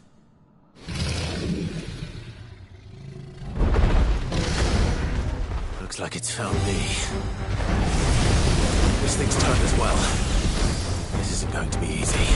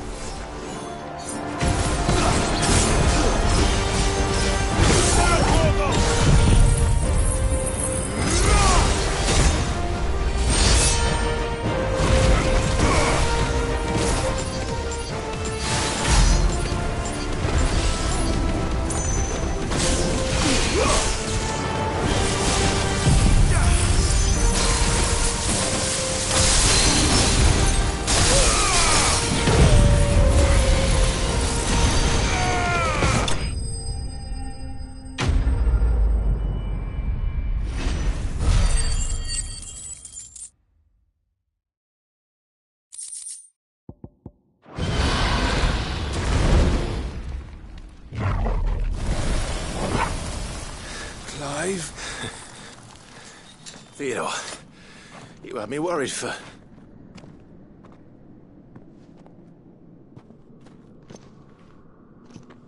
We have to get you out of here.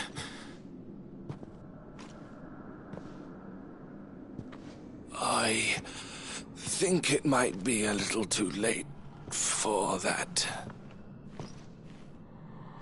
Bearer or no, there's only so much ether a man can take, and that Drake just wouldn't let me leave. You have my thanks, Sid, for finishing what I could not. For keeping Elle's dream. Theodore!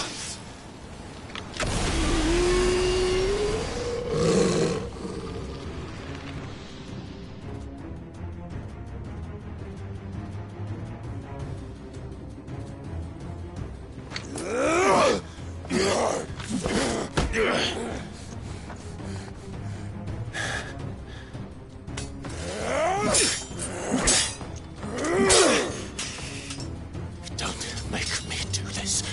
Stop it, Theo! Stop! Stay back, Eloise! He's turned. And so will you!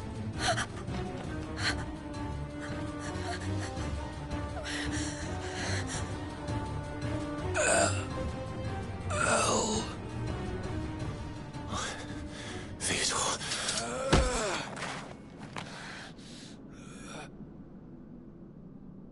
Take care of my sister. Theodore, wait. Goodbye, Elle.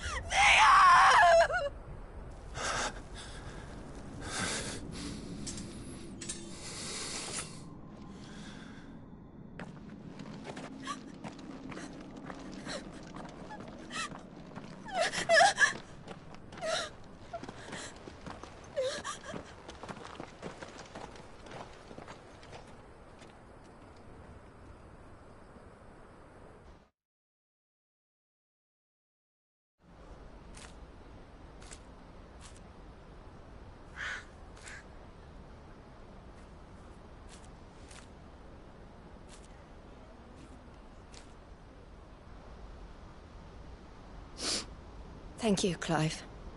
I think I'll be all right now. That was True bravery he showed. Leading the dragon away from the village like that. His first instinct was always to protect people. To put others' well-being before his own. And now he's gone. Because I sent him to that place, against his will. It wasn't against his will. He was ready to do whatever it took to show you he could stand on his own. So that you would finally be free to live your own life. To live my own life? He never could come to terms with the choice I made. What exactly happened? You once told me Theo was the first bearer you ever helped.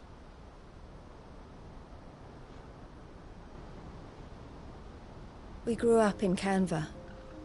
We were born to one of the great trading houses. And I was chosen to inherit the family business. I had my father's head for figures, you see. Theo did not. While I studied the art of commerce, he played at soldiers instead. A late bloomer. In more ways than one. For unlike most bearers, it wasn't until his 15th summer that his powers awakened. My parents tried to drive him out of the house and into the care of the constables. But before they could, I took him into mine. Theo told me something else. He clearly admired your devotion to the cause of freeing others like him from slavery. But he said you deserved a better life than this. He wanted to free you from what he called your bonds, just as you freed him from his. I would be lying if I said I had not wondered from time to time how much easier my life might have been if I had allowed Theo to be taken and devoted myself to the family business instead.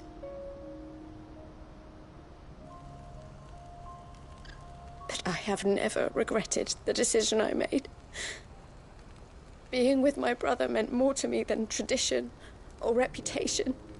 I only had to look at him to remind myself of that night and the choice I made and the fact that I would make the same choice again in a heartbeat.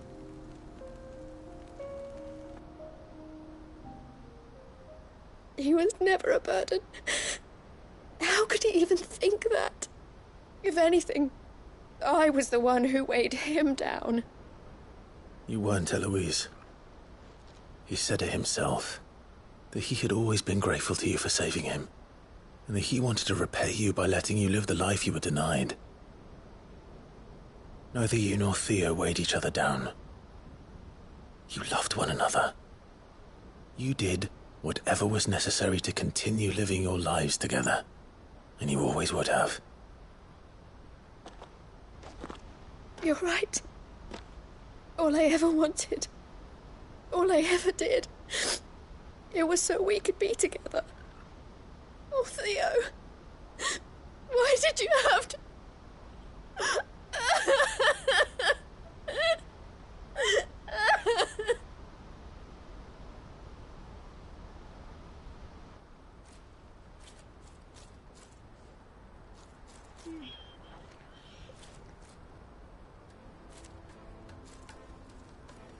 I know Theo wanted me to move on, but I'm staying here at the Crimson Caravans to continue our work.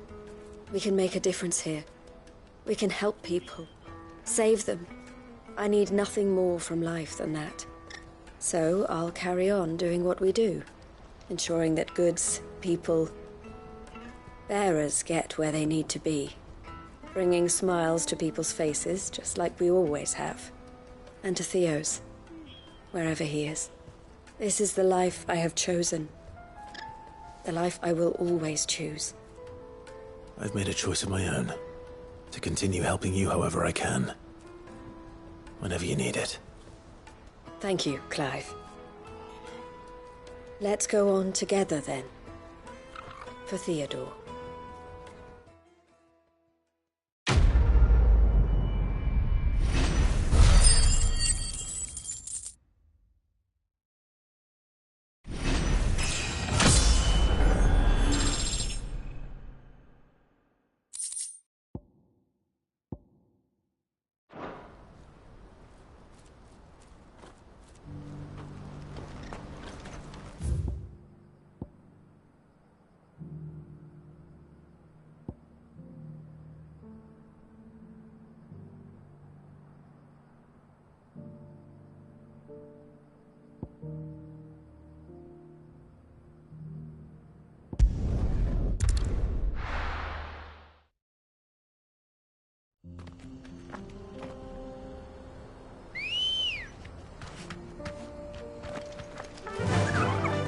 Ambrosia.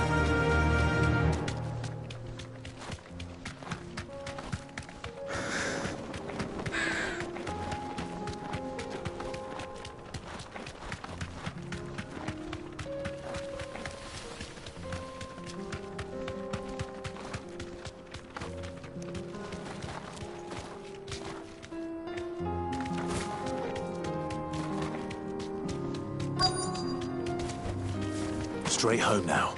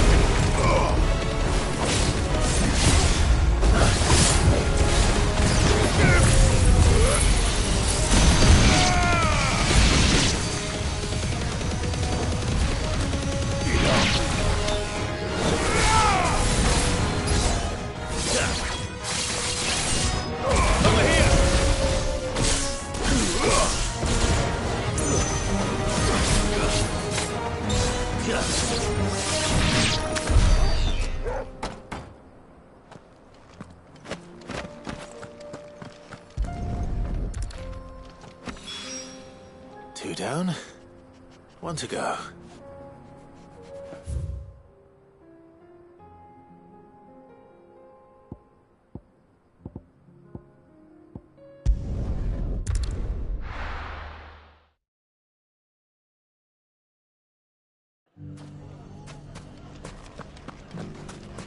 Take that, you naughty thief!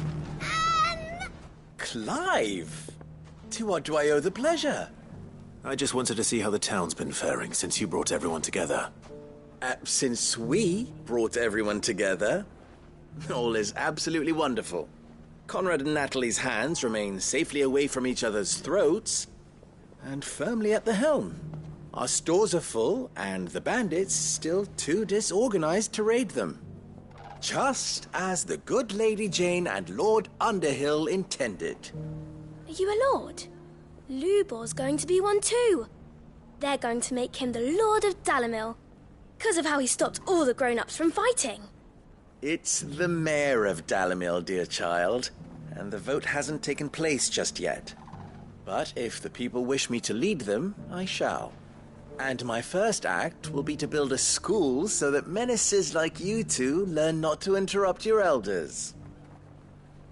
Speaking of menaces, there may be a rather worrying one just over the horizon. May there indeed.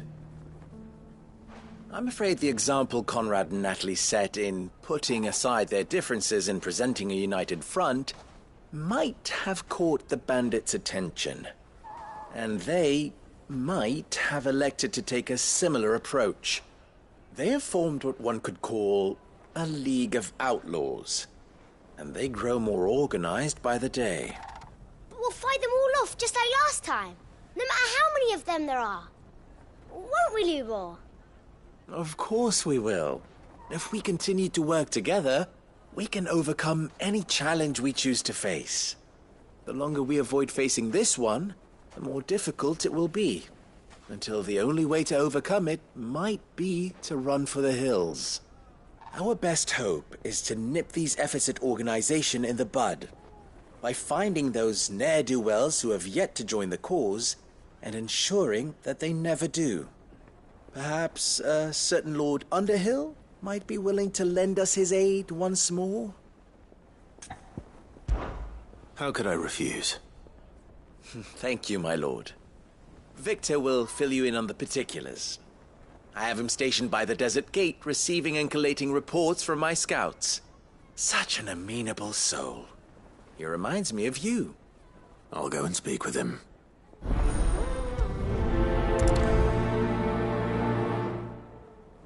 What's the difference between a lord and a man? That's easy. One of them swings a sword, the other forges them.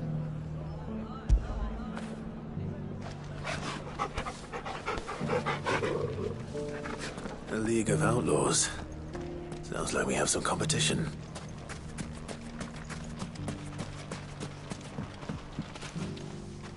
Still in Dalamil, Victor? Ah, Sid. I thought you'd have returned to Cosnis by now. I did. Then I came back. I've developed something of a fondness for the place. And having worked so hard to see it saved from one fate, it would seem remiss to abandon it to another. A sentiment Master Lubor certainly isn't shy about exploiting. Hence my doing his bidding yet again. You're not the only one. What does he want you to do? He asked for my aid in putting down the bandits. And he said that you might be able to help me find them. Then you've come at just the right time. I was on my way to speak with Conrad about how to organize our forces. There are more camps in the vicinity than we can safely strike at once.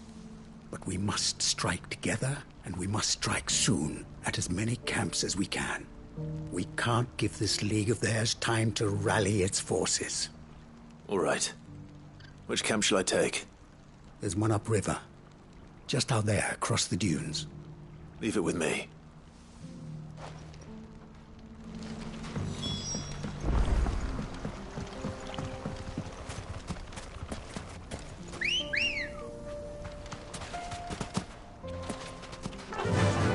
Run like the wind. Who isn't there dwells with me.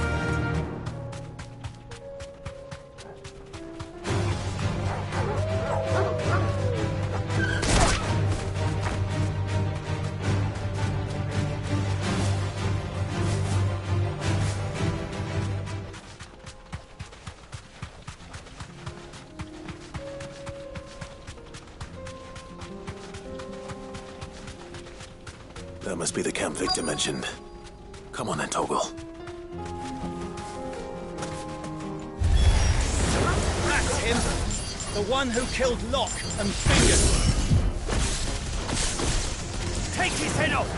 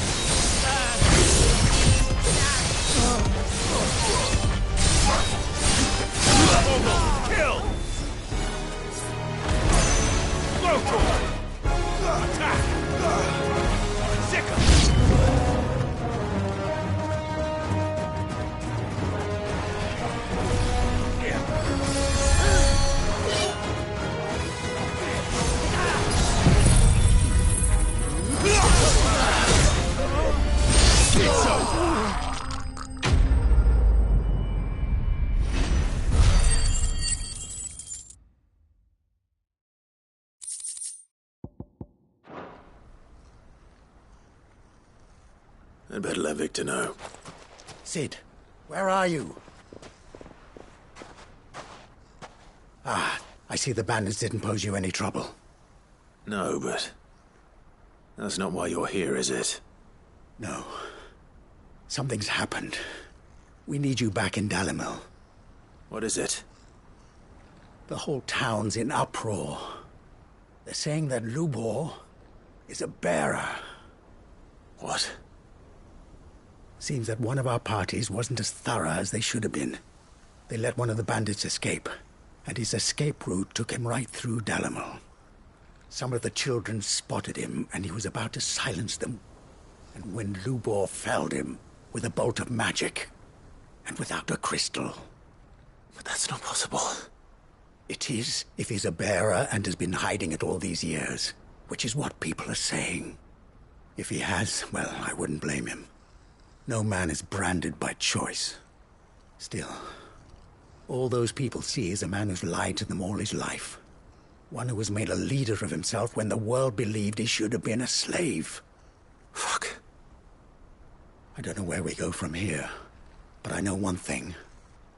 Lubor needs all the friends he can get right now. You're right.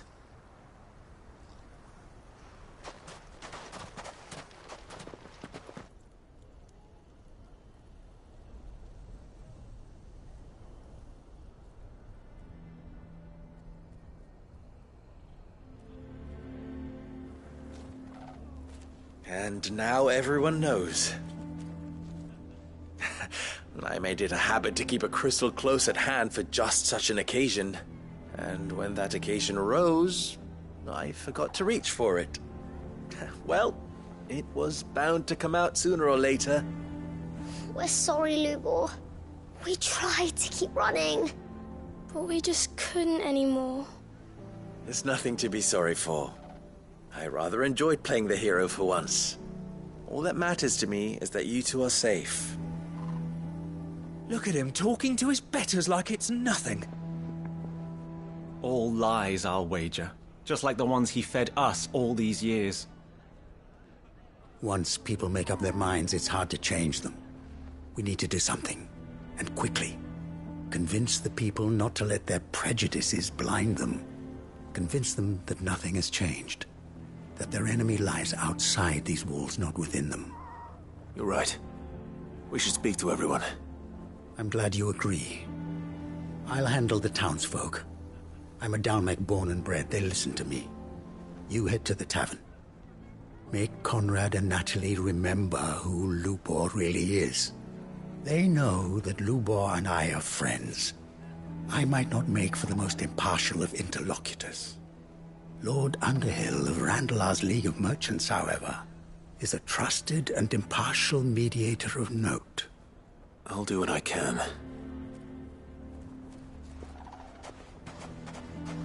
Lubor, stay here with the children. I can't promise anything, but we'll try. And that is all I can ask of you.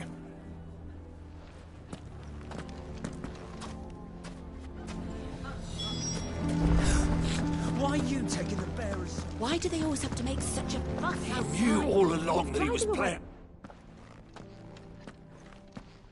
Forgive me for disturbing you, but could I have a moment of your time? I've seen your face before. As have I. Lord Underhill, wasn't it? Of the League of Merchants. That's right. I wanted to speak to you about Lubor. The rumors that he's a bearer. All true, I'm afraid. He'll never be mayor now. Not if I have anything to do with it. But what of his wares? Bearer or no, his steel is highly valued throughout the Republic. In this, at least, he's done the town a service. Might that not earn him a little leniency? Leniency? He pretended to be one of us when he was laughing behind our backs all the while. I'm sorry, my lord, but he lied to us. He lied to you. He cannot be trusted. So what do you propose? Will you drive him from his home? Close his forge? Perhaps. That is a question for the people of Dalimil. And they will thank you not to get involved.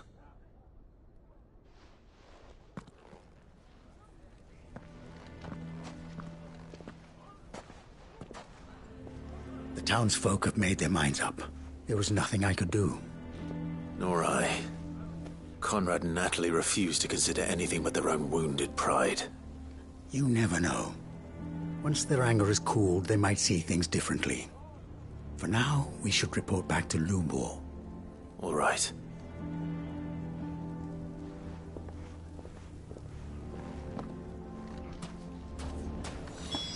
Why the hell would Victor take the bearer's side? I assume the situation is hopeless? There's still hope. But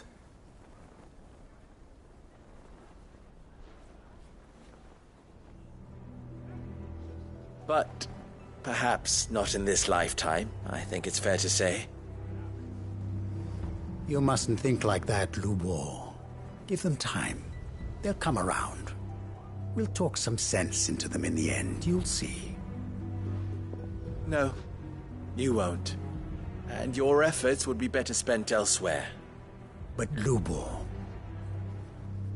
Rosina would often tell me that steel does not lie, that a blade is a reflection of the smith who forged it. To yourself be true, that was her point. Rather an ironic one when you consider that her life was taken with a blade of her own making.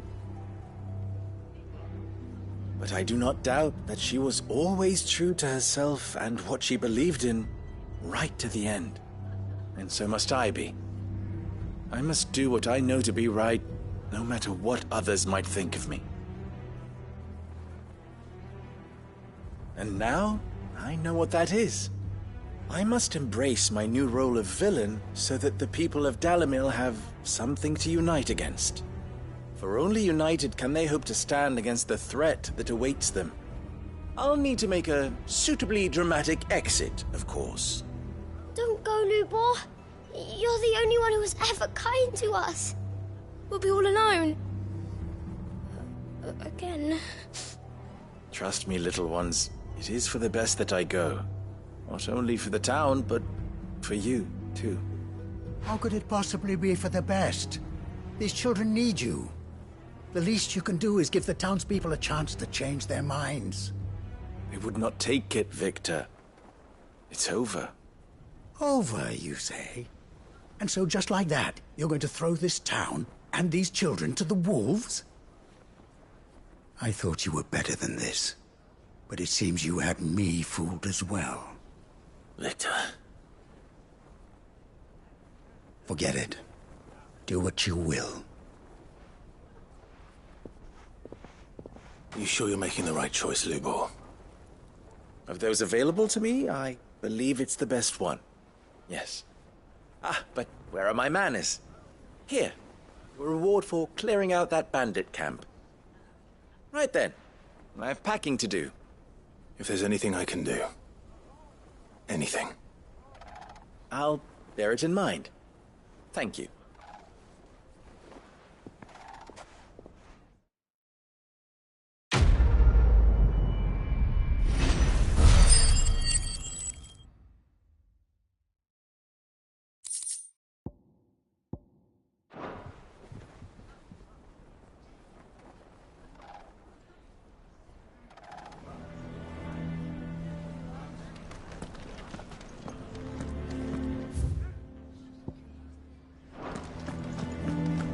Bastard's been lying. Can you believe we were going to make it? I think we'd better shut up shop. Sounds like something's happening in the square.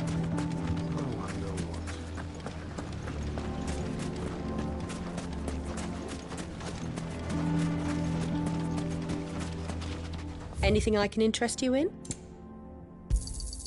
An excellent choice.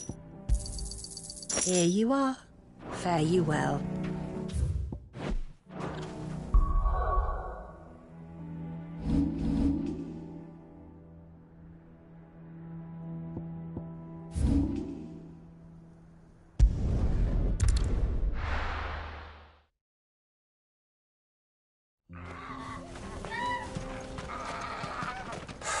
So Dravost is still standing. For now, at least. If you can swing a hammer. I never thought I'd have... Clive! You're here! And the Akashic? Mostly off to the north still. But I spoke to Doris's scouts and it turns out things are worse than I thought. There's swarms of them out there. Told old Snotty to be ready to seal the north gate. That should buy us some time if we need it. Enough for the villagers to barricade themselves inside their homes, at least. Well done. Welcome back, Sid. I'd never have guessed, you know. Not if August hadn't let slip. Who'd have thought that the savior of Dravost would turn out to be the realm's most infamous outlaw? Keen to help us out again? I am. Thought you could sneak off without me, did you? Blackthorn. Oh, what are you doing here? One of the scouts couldn't keep his voice down. Unlike my best mate who didn't think I deserved to know. Zoldan, how long's it been? Long enough for us two to turn into a pair of old codgers, I see. That your idea of an apology? Prick. Don't listen to him. You only did what you thought was best. For the village and that. I did, yeah. But that ain't the whole of it. Vulcan, our master, didn't leave the chiefdom to the two of us. He left it to me. The best blacksmith in Dravost, barring himself, of course. Bloody stupid tradition, in my opinion. If someone's got talent, you should let them practice their craft, not ask them to settle petty feuds and barter for grain. Our master wasted half his life that way. I wasn't about to let that happen to me. So you wasted half of mine instead? You're what Dravost needed. Under me and my precious ideals, this place wouldn't have lasted a year. So I left to devote myself to the work and spare you lot the consequences. I may be a selfish prick, but I only did what I felt I had to. What you had to do was your duty! Even if it meant we all starved? Enough. This is no time for bickering. You can finish beating each other up once Dravost is safe. Fine. I've said my piece anyway. Yeah, so have I. Sorry, Clive. I shouldn't have stuck my nose in. We're short enough on time as it is. Still, give us a mo, would you? I need to get my head straight before any of them Akashic try to bite it off.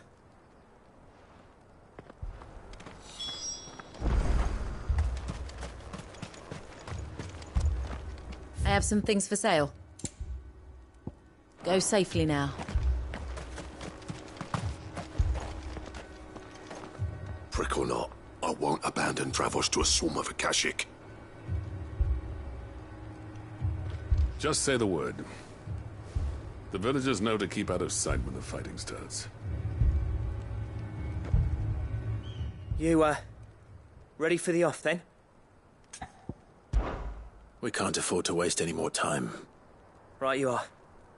Might be worth having one last word with the scouts, though. Don't want any nasty surprises, do we? Oh, and Blackthorn, you and Zoltan might be better off staying inside the... Akashic on the move. How close are they? Within sight of the walls, and there are more coming up from the mines. What was I saying about nasty surprises? They'll wash right over us if we stay out in the open. We're pulling back behind the gates. Good idea. Get yourselves inside, but keep your weapons handy. Understood.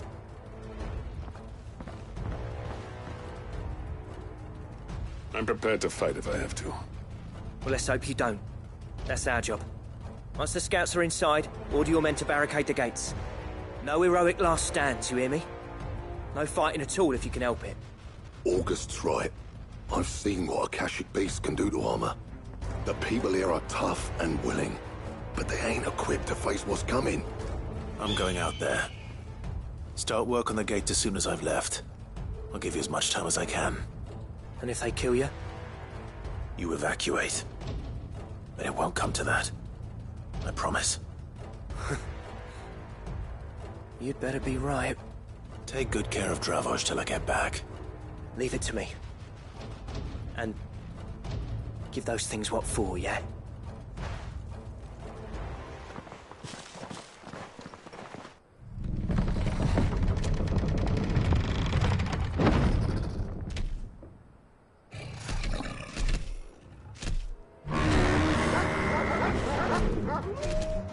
All right.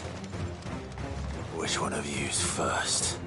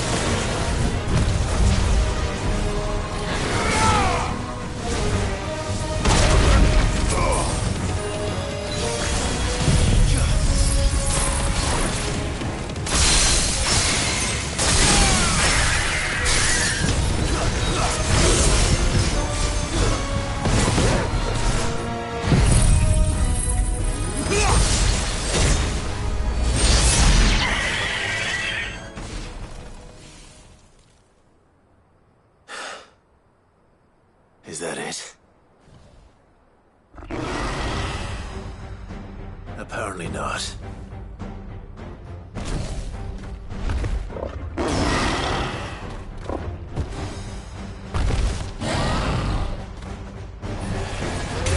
They're not getting past me.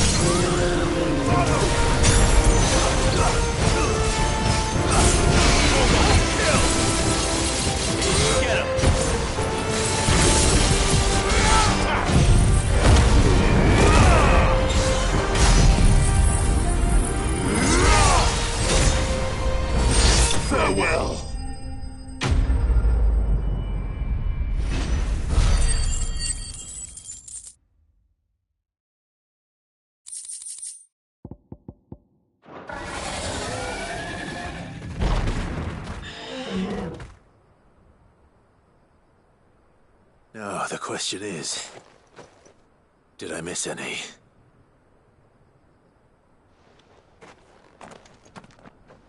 Man alive! You're still in one piece! I slew as many as I could. As many as I could, he says. The old bleeding lot, more like it. Well, almost. Only almost. Yeah, one or two did try to sneak over the wall. But we got the bastards, don't you worry. Good.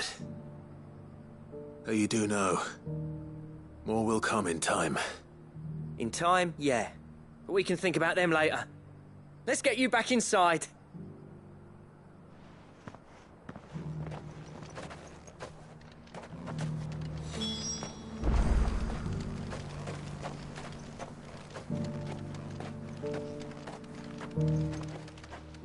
Sid! You're even more fearsome than your reputation.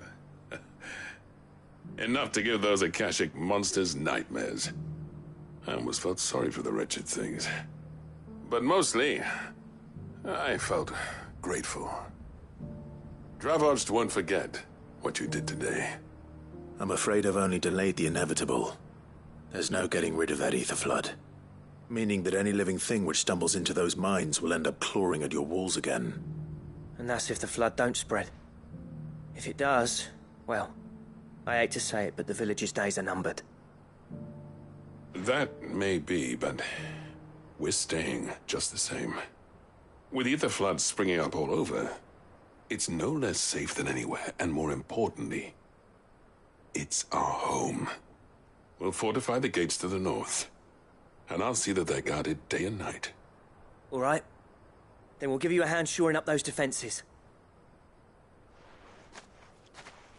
As for you, Blackthorn, that's twice you've turned up when Dravoj needed you. So, thanks. I shouldn't have stayed away so long. And I shouldn't have left without talking it over with you first. Too bloody right you shouldn't. Though I doubt I'd have listened. I always envied you. How you made everything look so easy when, for me, it was anything but. You leaving gave me the perfect excuse to hate you. And from that day on, I never once stopped to wonder what it would have been like if you'd stayed. But what you said earlier, it was true. You'd have been the death of this place. Finally, something we can agree on. I hope you see the sense of it eventually. You kept this place alive. Alive, perhaps. Wealthy even, but Dravoj isn't what it once was. Our work used to be the pride of Dalmekia. Now, we churn out the same rubbish day after day because it's easy and turns a profit. It's not about the craft anymore. I wouldn't send my sons to war wearing the shit most of our smiths are making. I've kept working, honing my skills, trying to lead by example, but no one sees the point. The average castle apprentice has as much passion for the craft as our current lot. Come back to us, Blackthorn. Remind Dravoj what a true master blacksmith looks like. I'll even man those bellows of yours if it means we can work at the same forge again. That's a kind offer. Kinder than I deserve. And I wish I could accept, but I'm needed elsewhere. There's people who trust their lives to my steel, and I daren't let them down. Fair enough. But that doesn't mean I couldn't visit from time to time. Let's see if we can't rekindle this town's passion for the craft, shall we? I'd like that. Just be sure to tell Snotty to let me in the next time I come calling, yeah? Knowing him, he'd let you in anyway. Blackthorn. The Master Smith turned outlaw, back in my good graces. I never thought I'd see the day.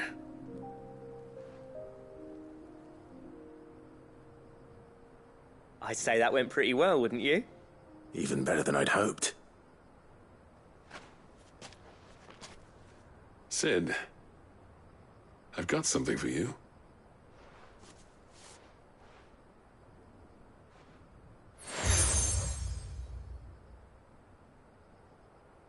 And this is? A token of our lasting gratitude. But I'm of a mind to make you a far grander gift. Designs for a certain sword have been passed down from chief to chief for generations. Now hold on, Zoltan. There's a reason no one's made that blade in centuries. There's not been a craftsman equal to the task. I'll admit your cinders make impressive steel, and I've learned to own an edge Odin will be proud of. But the engravings on that thing are enough to make a jeweler cry. And they're not just for show, either. Have you forgotten what brought you back to Dravozd in the first place? A certain ring? I knew I'd never surpass you with the hammer and tongs. So I turned my hand to a different kind of metalwork. Between the two of us, I'd say we're the equal of any master craftsman ever to have graced a forge.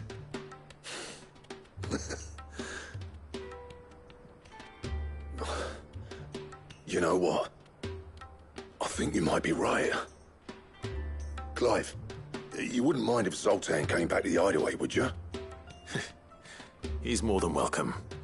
As long as he can keep our secret. Right. Zoltan, get your tools. We've got a legend to forge.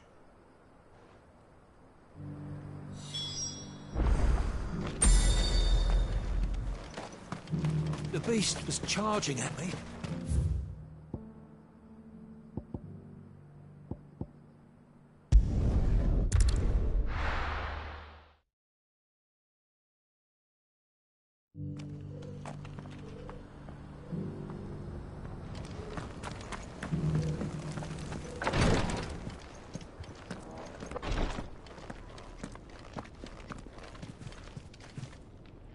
Lord Rosfield, is there aught the Undying might assist you with this day? Perhaps. My brother said that your order was helping him with his quest to uncover Ultima's origins. Have you learned anything of note since last we spoke? Little and less, I regret to report. I see. Be assured, however, that we will not rest until the truth is known.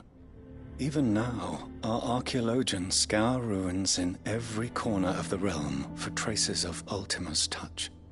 Fallen ruins, I take it. Dating back as far as Phoenix Gate. Indeed. Ultima's thralls are oft sighted among the remnants of the fallen civilization, as if protecting the secrets concealed within. Secrets we'd see unearthed. Should our methods be of interest, my lord, mayhap it would please you to observe some of our number at work. Would that be possible? Of course. A survey is being conducted not far from here. Perchance you are familiar with Kretov, a small hamlet built around a fallen airship. I was due to visit my colleagues there to collect their preliminary findings, but if you would consent to do so in my stead, I'm sure that they would be honored to relate any discoveries they have made to you directly. All right. I'll go and meet with them. They will be most gratified, I am sure. Might I suggest you take the road through Titan's Wake? It will lead you straight to the village after but a short walk. Thank you. I will. I wish you a safe journey, my lord. May the Firebird's flames burn ever in your heart.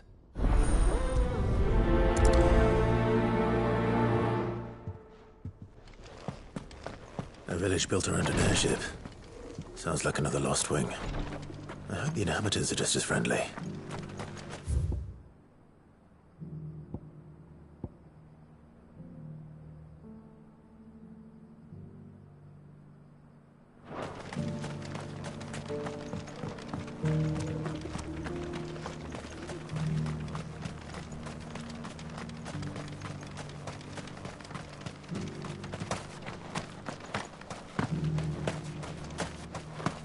Ah, Lord Rosfield. I'm afraid I cannot stay to talk.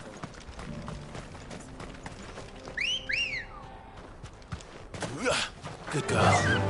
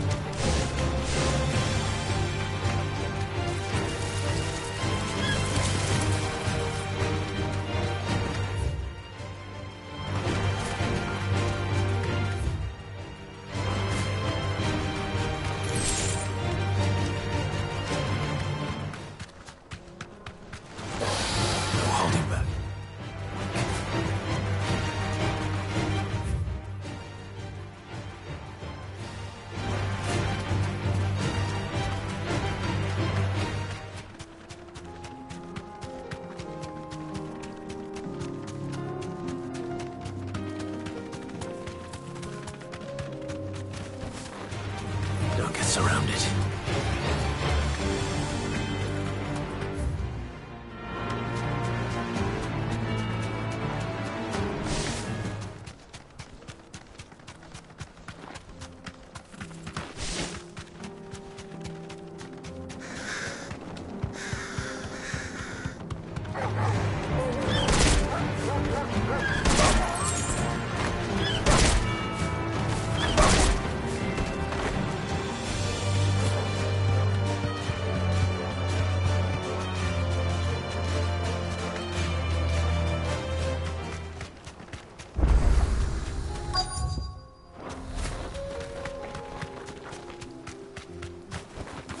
Be safe.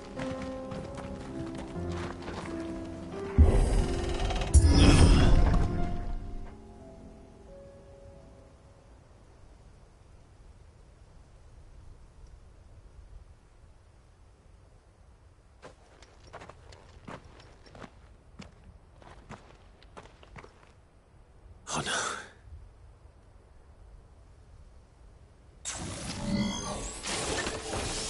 You'll pay for this. There may still be survivors.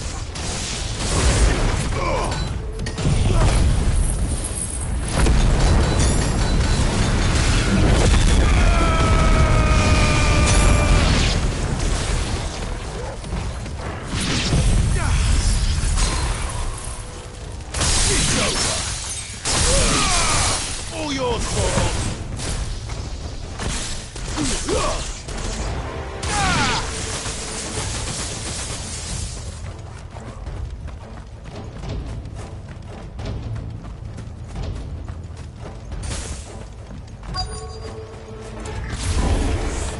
Whatever that thing is, I'd say it's their leader.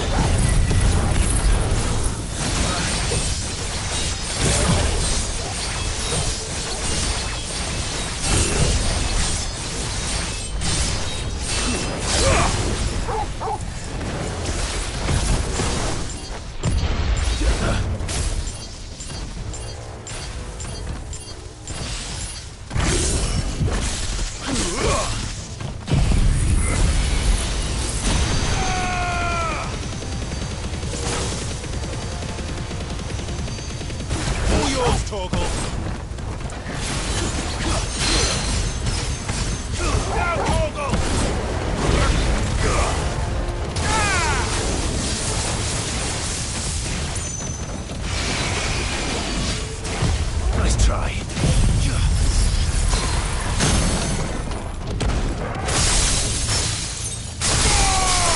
All yours, Torgal.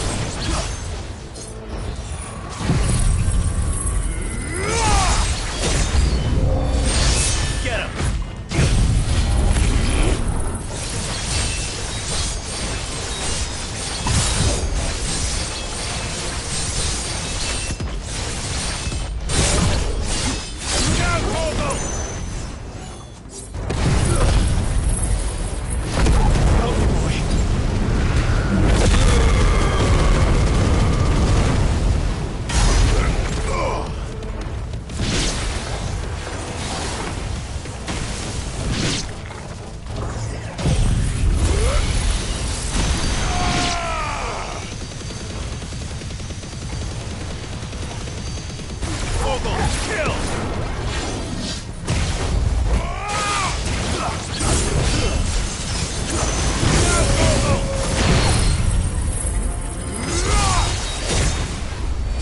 It's over.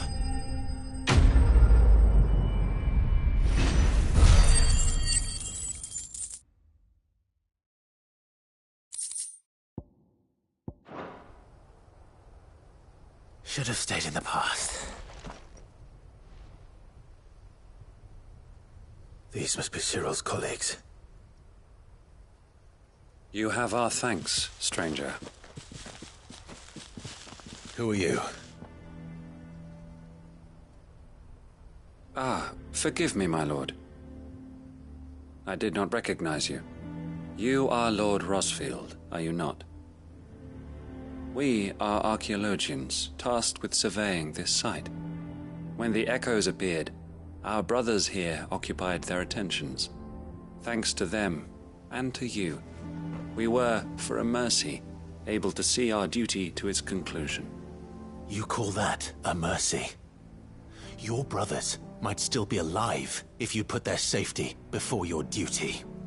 Surely this survey wasn't worth dying for. We are charged with uncovering Ultima's origins. A duty of the highest import, as I'm sure you will agree. And you think your dead brothers would agree with you too? I know they would. They gave their lives for the cause, an honor to which all Undying aspire. Now, to what do we owe the honor of your presence, Lord Marquis? Cyril told me of your work here, and I agreed to collect your findings in his stead. I see. That is most kind. Pray, take them then, with our humble thanks. May the Firebird's flame burn ever in your heart, as it does in ours.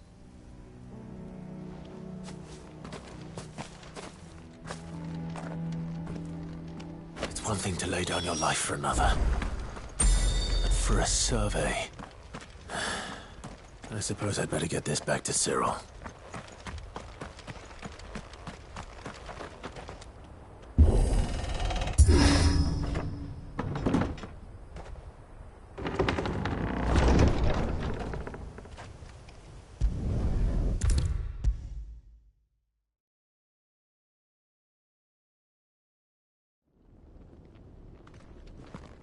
Ah, you are returned, my lord. I collected your colleagues' preliminary findings. Here, take them.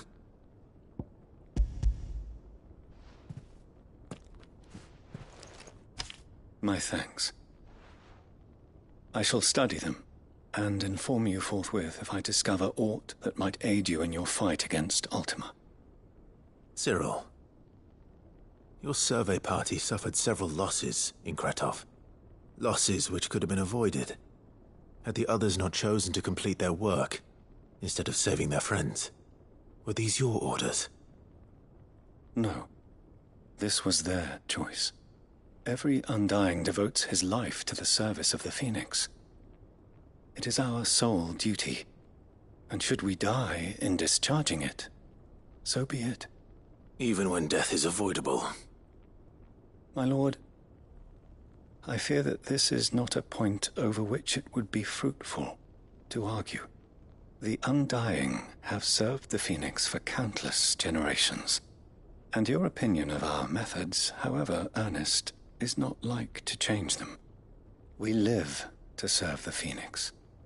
Our very order exists for that purpose, and that purpose alone.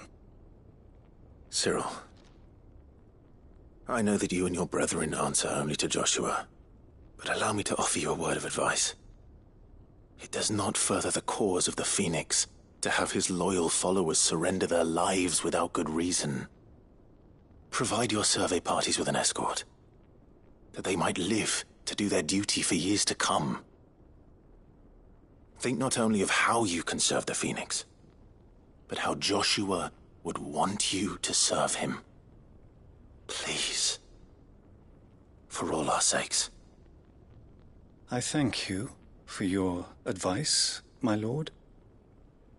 If you will permit me to respond, our faith in his grace, Joshua Rossfield, is absolute.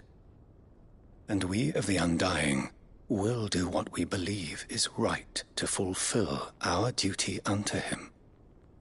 As first shield to the Phoenix, I am sure you understand what it means to do one's duty. I do. Then we are of the same mind. And it is my hope that we may continue to do our duty together.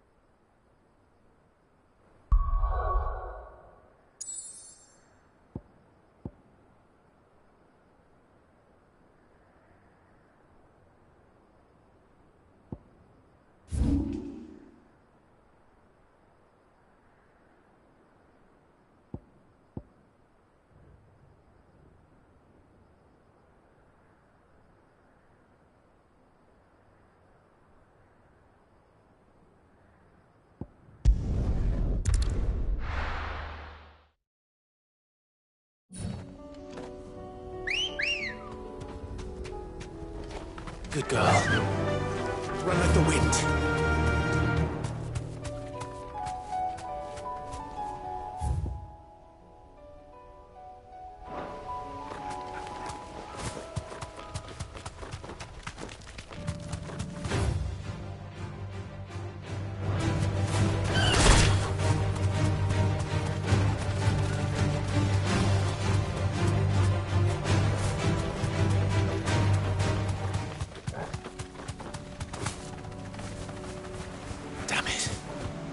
The whole village has turned. I can walk from here.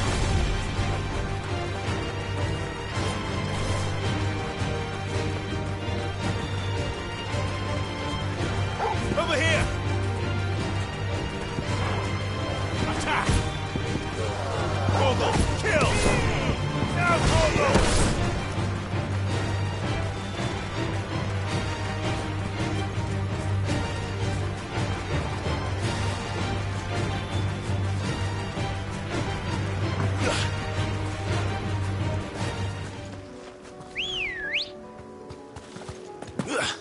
Come on.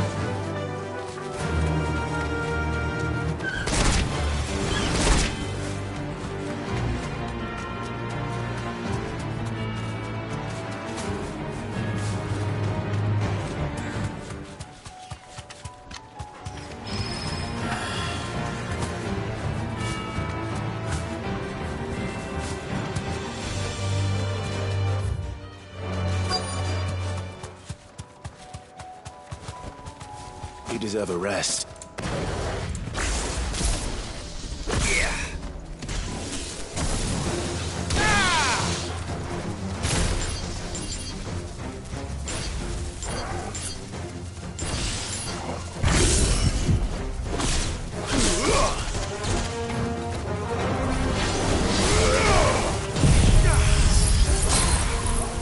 Over here! I needed that.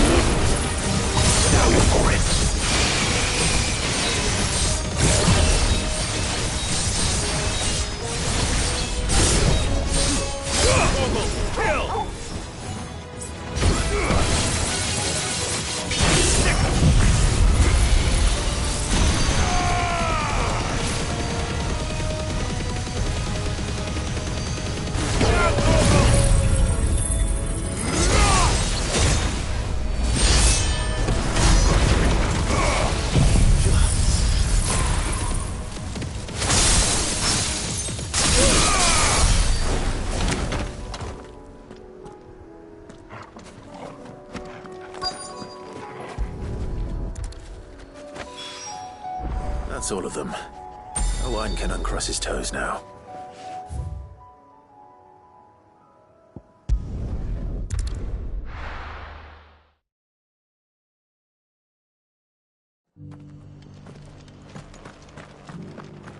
Doris should be somewhere nearby. Assuming she's still here.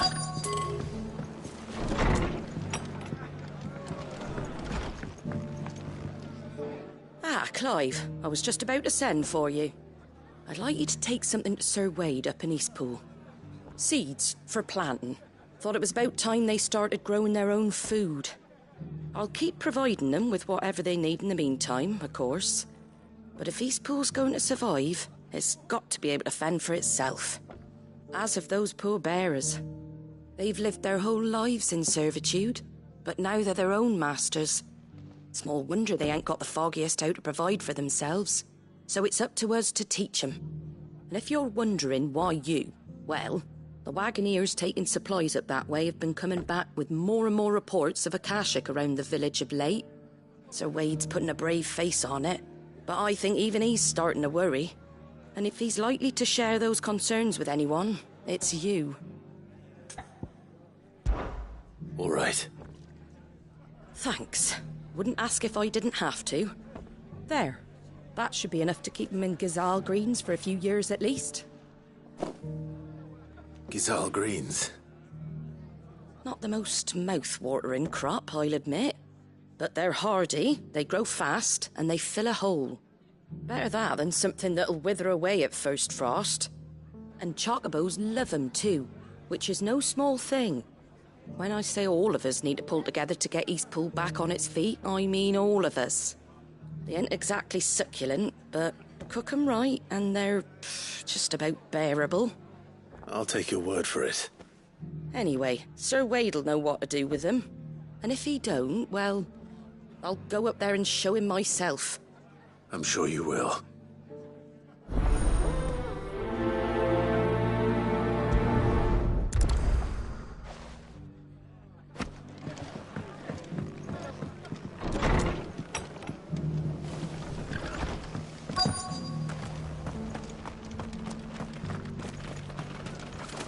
Anything catch your eye?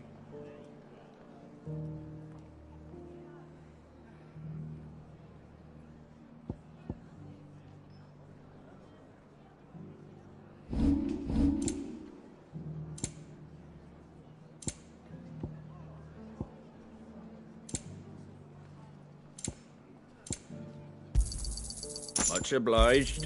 Thanks very much. There you go. That all, is it? Just because the heavens have gone to rack and ruin, it don't mean we have to. Now, let's get this stall set out. It doesn't still hurt, does it? Oh. It's been a pleasure, Doris. Just like old times. I'll give your offer some thought, my lady. How goes the investigation? Sid, what brings you to Martha's Rest? You. I heard you were out here on your own, tracking our slaver. I trust you're being careful. Of course. And it had to be me.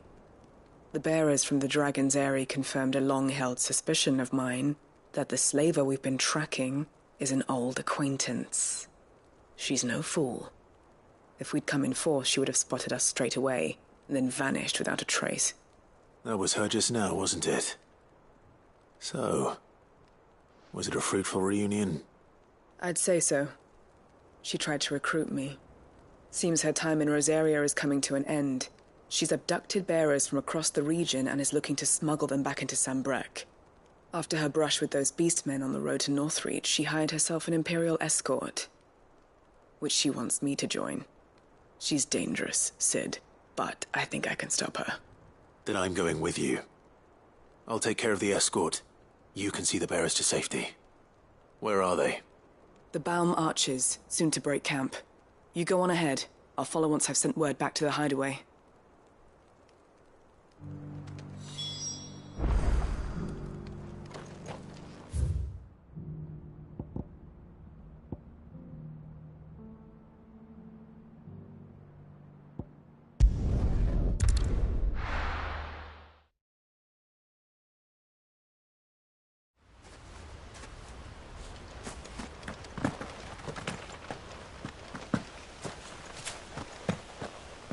I heard the Guardian saying we're supposed to grow on.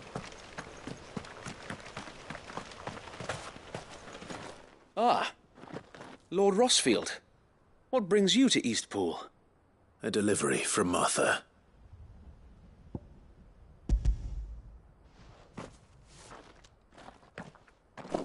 These are Gazal green seeds. Martha's keen to cut the apron strings, then, is she? I jest, of course.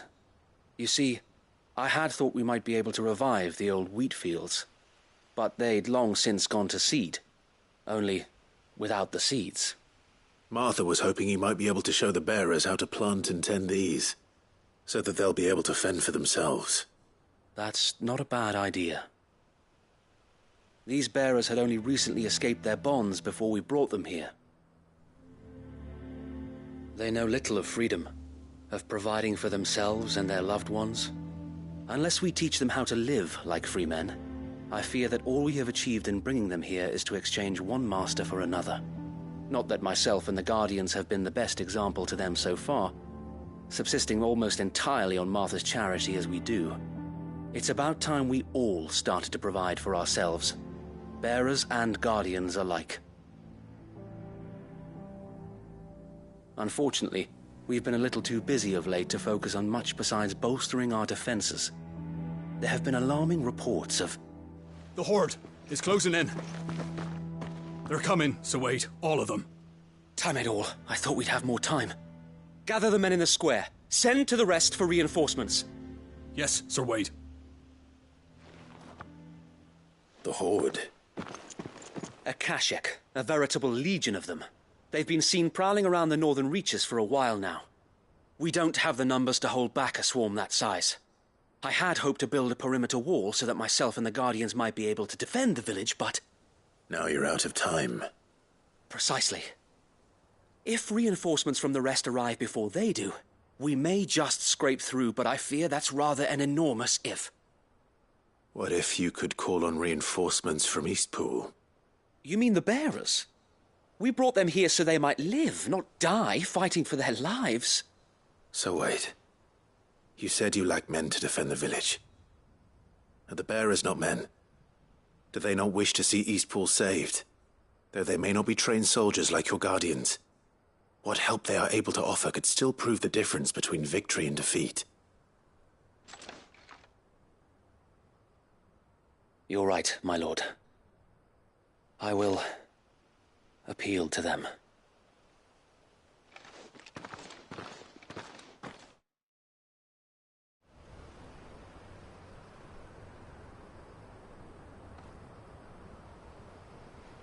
My friends, I humbly beg your aid. We Guardians are few and our enemies many. But I swear we can defeat them with you at our side. You would send us to the slaughter, to serve as bait for those fiends so that you and your men might be spared. And to think we trusted you. Say what you will, a home is not worth dying for. But it is worth fighting for. Sir Wade fights to give you lot a chance. Just like I do. Just like Sid does.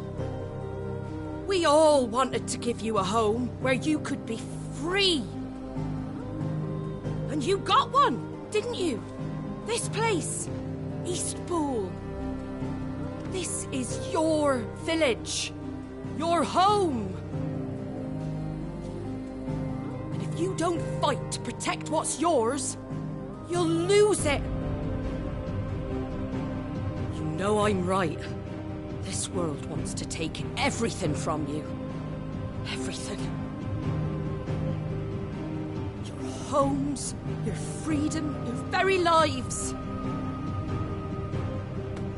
So then, are you going to stand by and let that happen to you? Are you going to accept fate like good little Bran did and die, having never stood up for yourselves? Or will you fight like free men and women?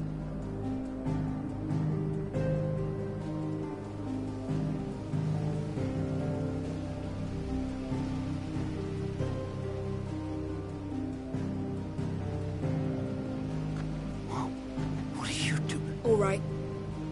Give me a sword. I never dreamt I'd have a home of my own. And now that I have, I don't want to lose it. I will protect what's mine, or die trying. We all will. Free men and women, fighting together. I'm not... Yeah, right. For Eastpool! For Eastpool!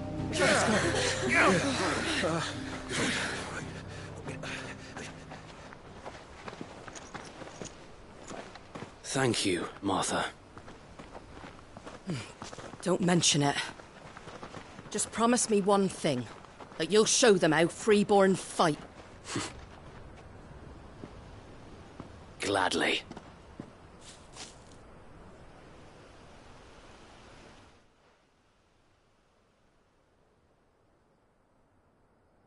Well, if it was numbers you were lacking, you certainly won't be now. Thanks to you. Me? Oh, I just love the sound of my own voice. Lord Rossfield, my lady, we're ready. So what's the plan of action? We'll divide our forces into several small detachments, each made up of guardians, bearers, and guards from the rest. These will position themselves at strategic points around the village. Upon engaging with the Akashic, each detachment will keep the creatures occupied as best they can, steadily retreating all the while. You're going to lure them into the village? I am. We will have neither the time nor the resources to treat the wounded, so injuries must be avoided at all costs. Instead, we will focus purely on defense at first. By coordinating our withdrawal through the use of messengers drawn from among the bearers, we will aim to have the swarm converge at a point of our choosing. With luck, that point will be the village square, the perfect place for our most able warriors to surround them and fall upon them, and for you and I to finish them off.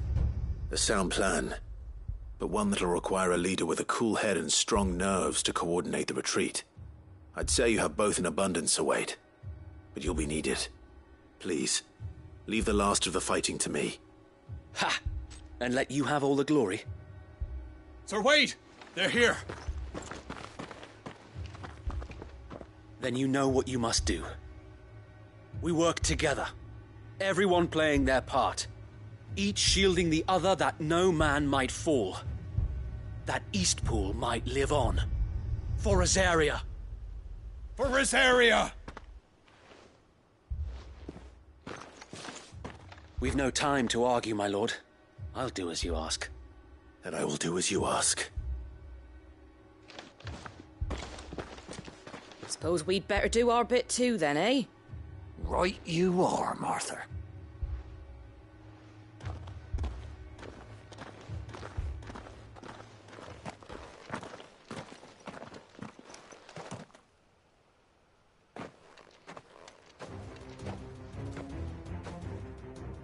The calm before the storm.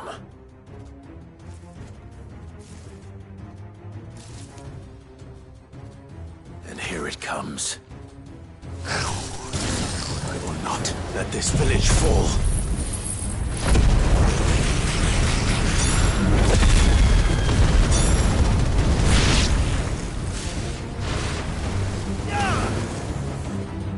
Go, Torgal! Attack! This one! Sick!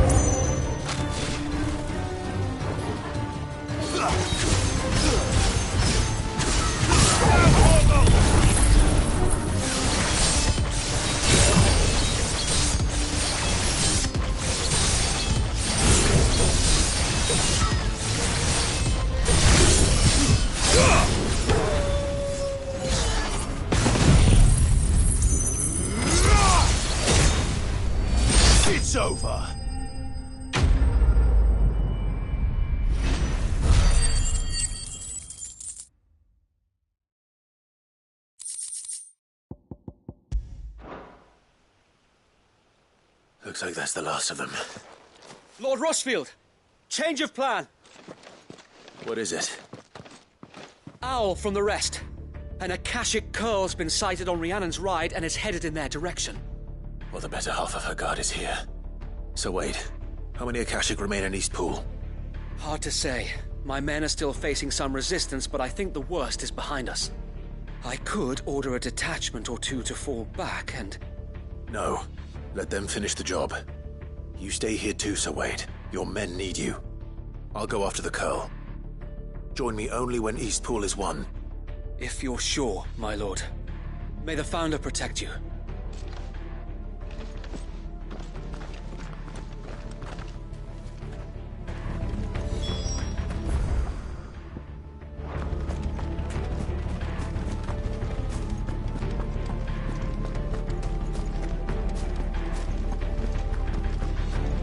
Next one's mine. I might...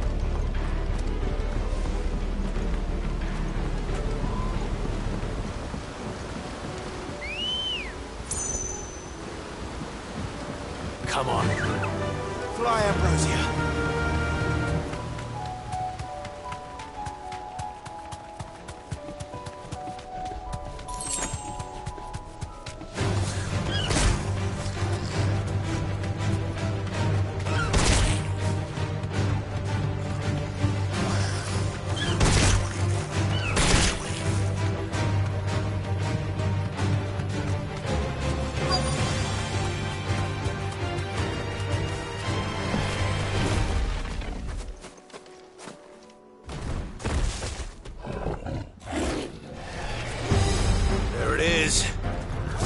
With me, Torgal.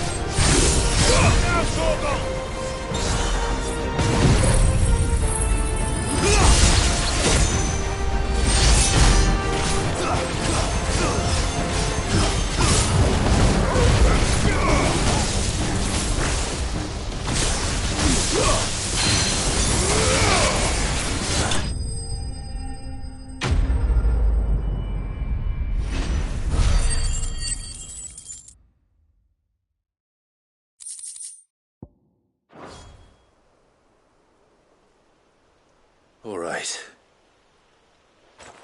Back to Eastpool.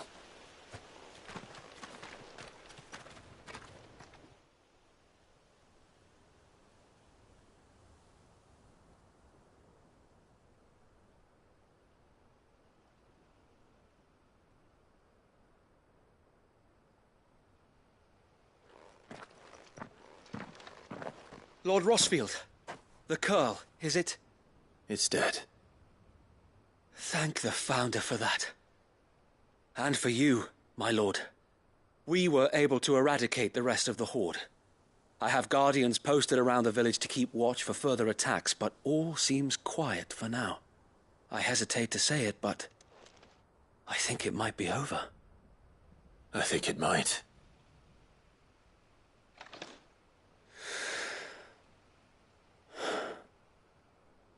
We did it. We saved Eastpool. Thank you, my friends. Thank you. No, Sir Wade. It's us who should be thanking you. You brought us together. Showed us what it means to fight for what you hold dear. We never had nothing to call our own before. didn't know what it meant to protect it, but now we do. We really do. Forgive us, Sir Wade. You and your people saved us, and still we doubted you. But there's no doubt in my mind anymore. We're free men now, so we have to start acting like it.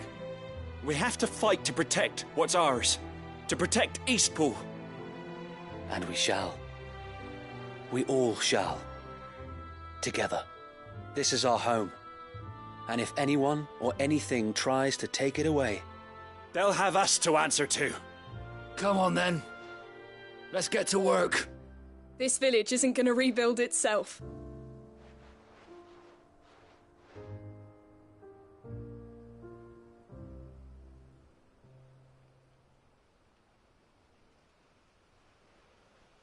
They're not slaves anymore.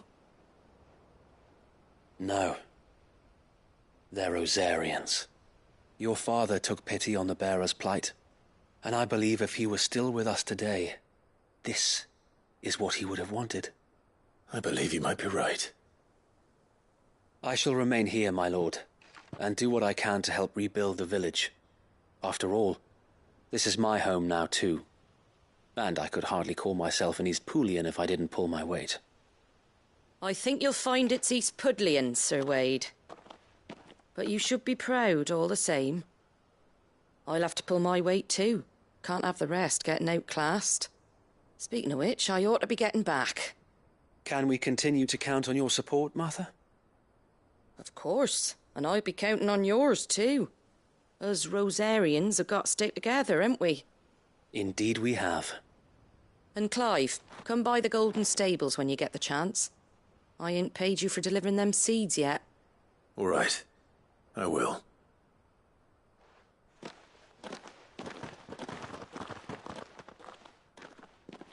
Lord Rossfield, do you remember our very first mission together?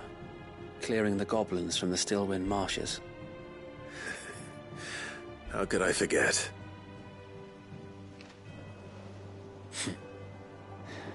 There's one sight that I shall never forget.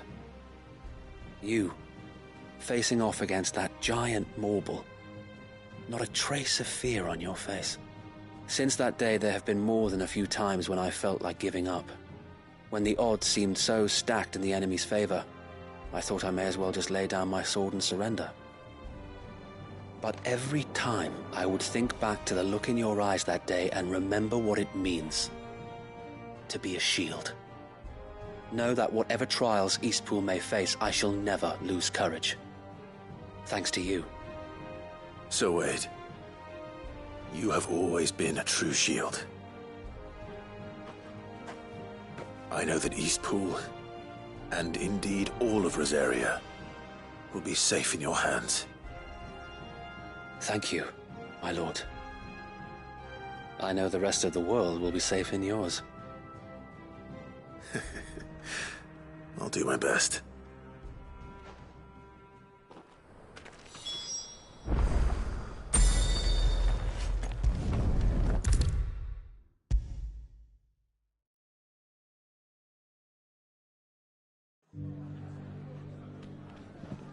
The hero returns. It's lucky you came by when you did, eh? Not only did my seeds get delivered, but you went and saved Eastpool and all. I just did what I could. And it's only right that you get rewarded for it. Take it before I change my mind. Thank you, Martha. So, Eastpool's finally back on its feet again. And a home to free bearers. Who'd have thought we'd see the day, eh? Well, it was your idea. I know that, but I never stopped to think what it would mean. Bearers in charge of themselves, thinking for themselves, working for themselves. Like your hideaway, but not even hidden away. Though I suppose the rest ain't much different nowadays. You know, bearers living free like that reminds me of when I first met Sid. Loath as I am to recall that particular day. I take it you didn't always see eye to eye. What happened? Well, if you really want to know, I started doing what I do long before I met Sid. In fact, that's how I met him. Or at least how he came to meet me. He showed up at the stables one day, asking questions about who'd been buying up bearers. Founder knows what he thought I was doing with them. Running a hunt, poking around in their innards. Something awful, anyway. Me, I thought he was a new constable. Thought the game was up. But somehow we both managed to work out what each other was about. And before I knew it, the cheeky arse was rattling on at me about how I was doing it all wrong. After all my hard work. Told me I was giving them relief, but not freedom. That my bearers were still dying as slaves. Got right under my skin, it did. Told him if he didn't like it, he could bugger off and report me to the garrison. And do you know what he did? He smiled. And then he laughed. And then I did the same. We made a pact that day, that whenever one of us was in need, the other would always be there for him. And you were? Well, we both wanted the same thing. To make life better for bearers.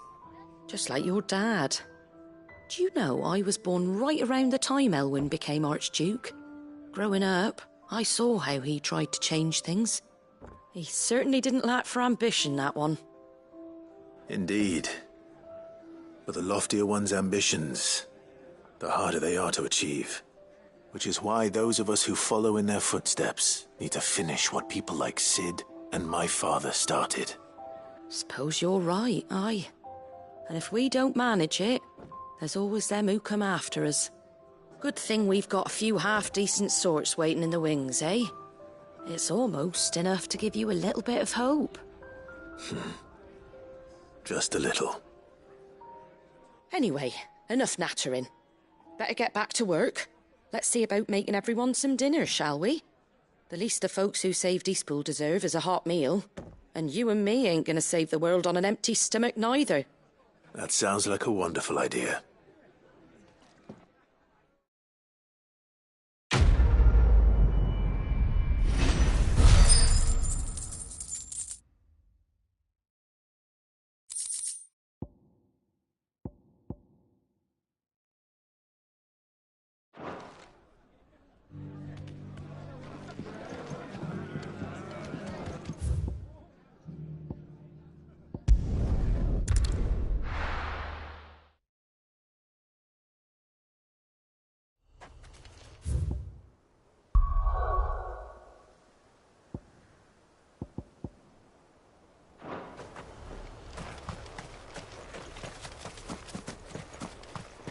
Ambrosia won't help me here.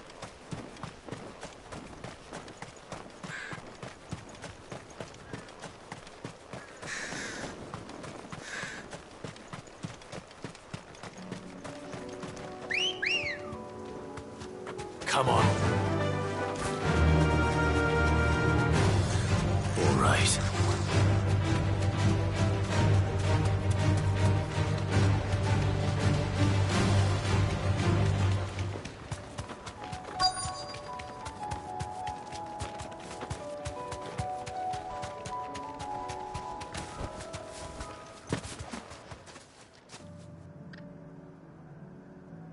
Good. They haven't broken camp yet.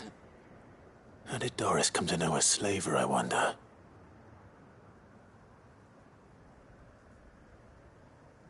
We've waited long enough. She's not coming. Ready the bearers. We're leaving. Back to civilization, is it, Mom? With all haste, lest any of you lackwits start talking like these feckless bumpkins. I presume your men are ready. We've suffered too many delays as it is. Any more and I'll be docking your pay. Yes, Mom. Oh, but before you go, it appears we have company.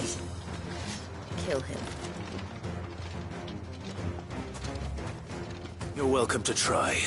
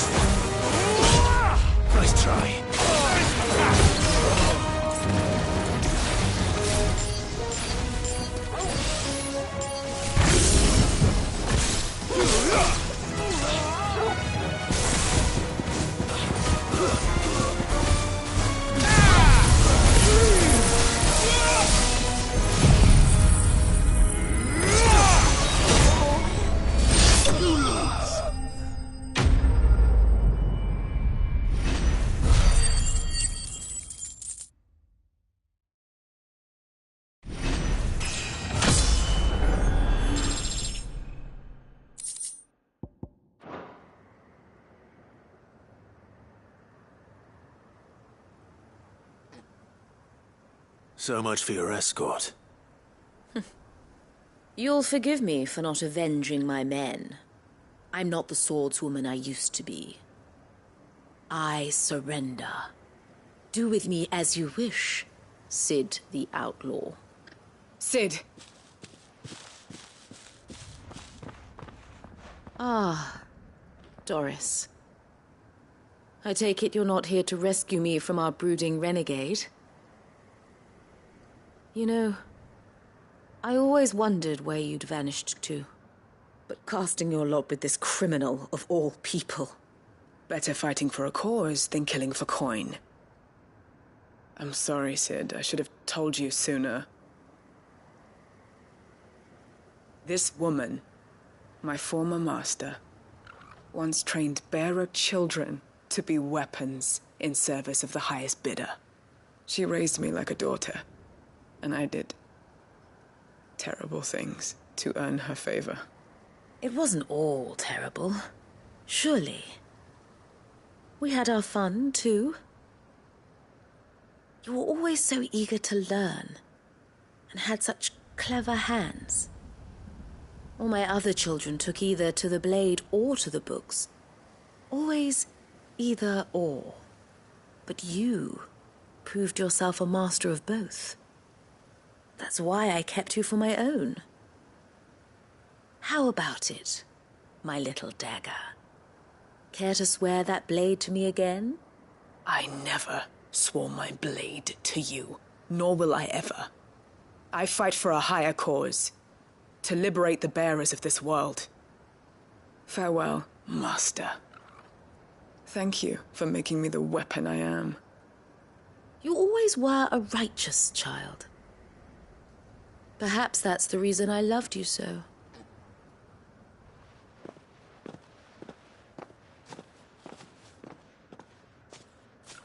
What do you want to do with her? I am not the killer she wanted me to be. Not anymore. And she no longer has friends in high places. The Dame does, though. Her connections at the Imperial Court will see that justice is done. All right. If you're certain.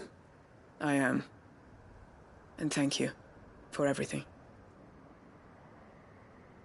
Now, I better let these bearers know that they're safe.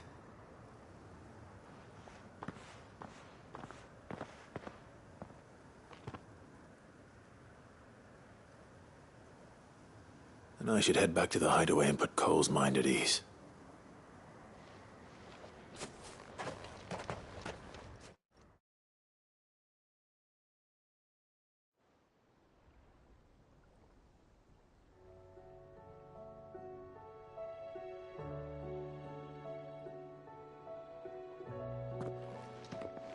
Welcome back, Cid.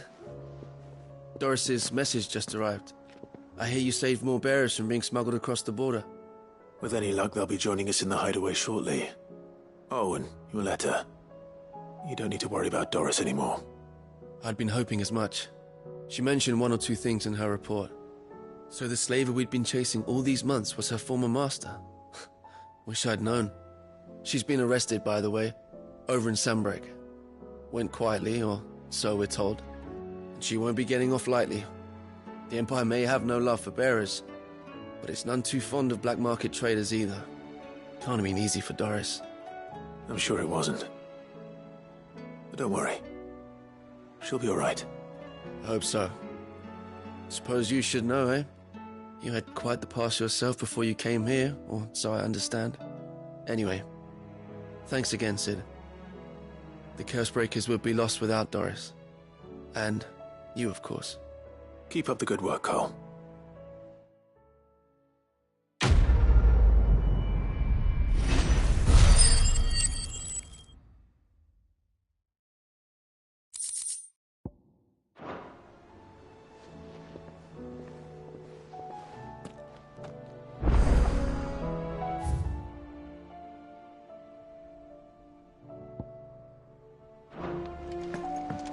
Come back.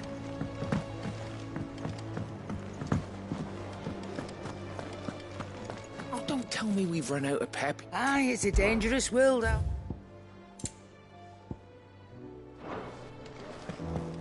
The stew. shoes awfully thin. Ah, the man himself. We were just about to make a start on that sword I promised you. It's funny, but none of this would have been possible without your help. You remember Camille? We'll be using his leatherwork for the grip. The steel, meanwhile, will be tempered in a fire, burning the cinders you charmed out of old Zoltan here. And that whetstone from the Outer Isles, that'll be what gives the blade its edge. And the final flourish will be my talented colleagues' engraving. A team effort led by the greatest blacksmith alive. Now, save that talk till the thing's finished, yeah? Right.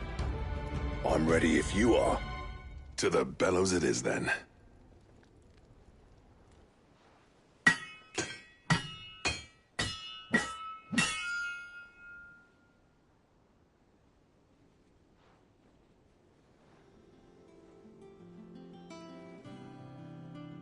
Well, bugger me. We actually did it.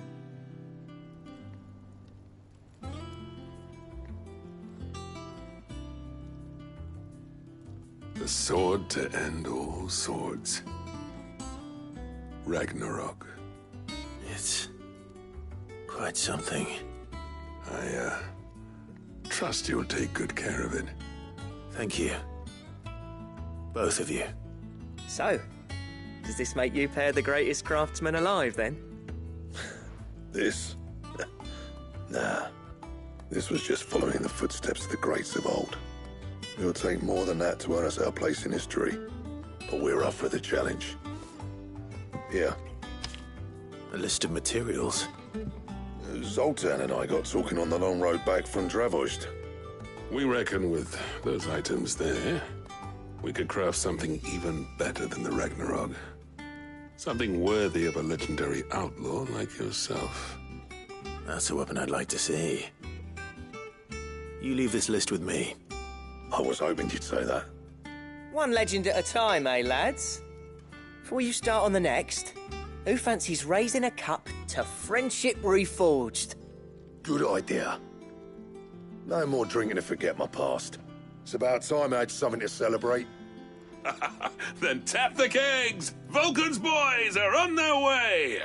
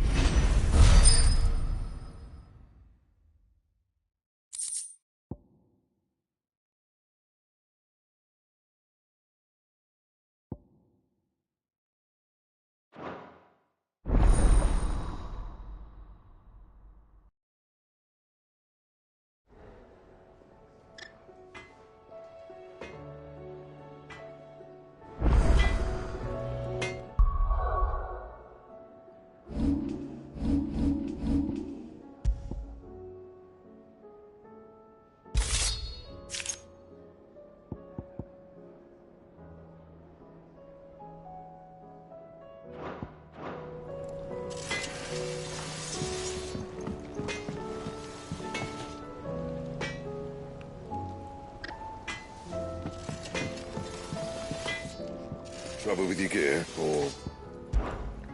something for you, dear? Yeah.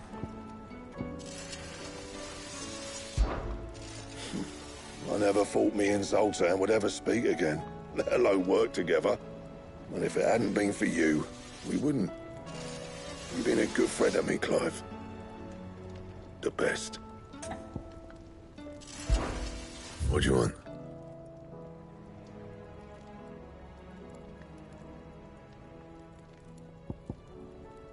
And how am I meant to do that, then? Bring me the materials, and I'll think about it.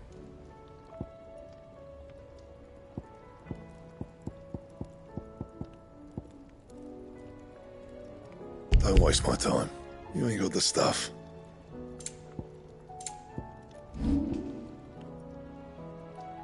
And?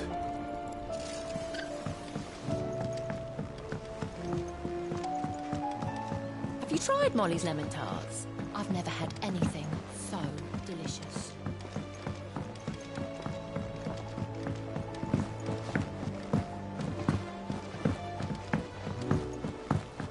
and the lost. Miss, can we read Miss Editor's story for our lesson today? What a wonderful idea, Jocelyn. Let's do just that. How was she? The Enterprise, I mean. Ah, Sid. So, is it good news or bad? Good, thankfully. Here. Ah, that's brilliant! Thanks a blimmin' million! I'll fit 'em to the smelter right away!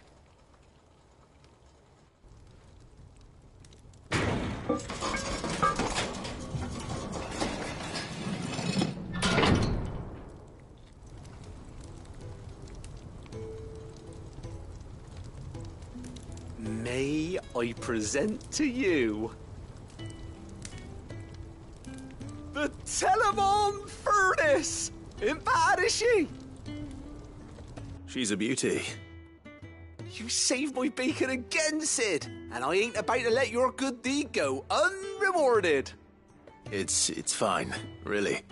My bag's flexible enough already. Oh, don't say that. I'm sure I can make a few improvements to it yet. You could just buy me a bigger... How about that clasp? Looks a bit stiff. Reckon you could loosen it up and make some more room? And I reckon I know how. With a new alloy we've been working on. The Telemon Furnace was just what we needed to perfect it. It's a metal, see? So it's lovely and strong, but it's also, well, stretchy, if you can believe it. Stretchy metal. Well, if you insist. That is the spirit. You'll love it, I promise.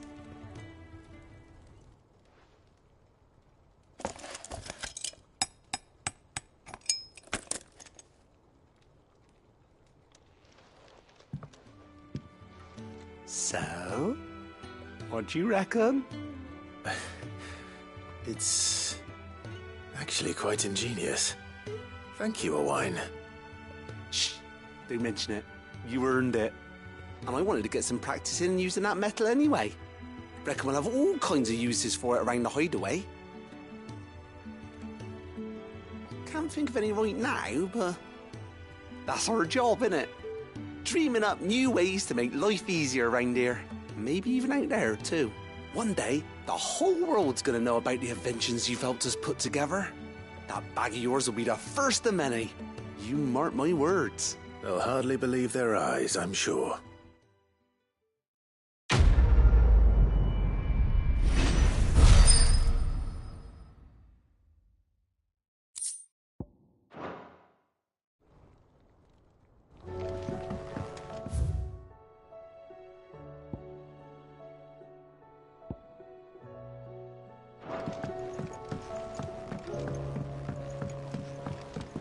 So, she don't need sails or oars, but she's still the fastest ship on the sea.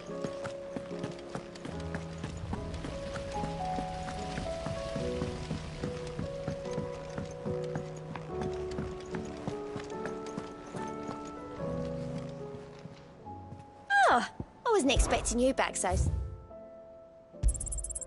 You earned this. All done?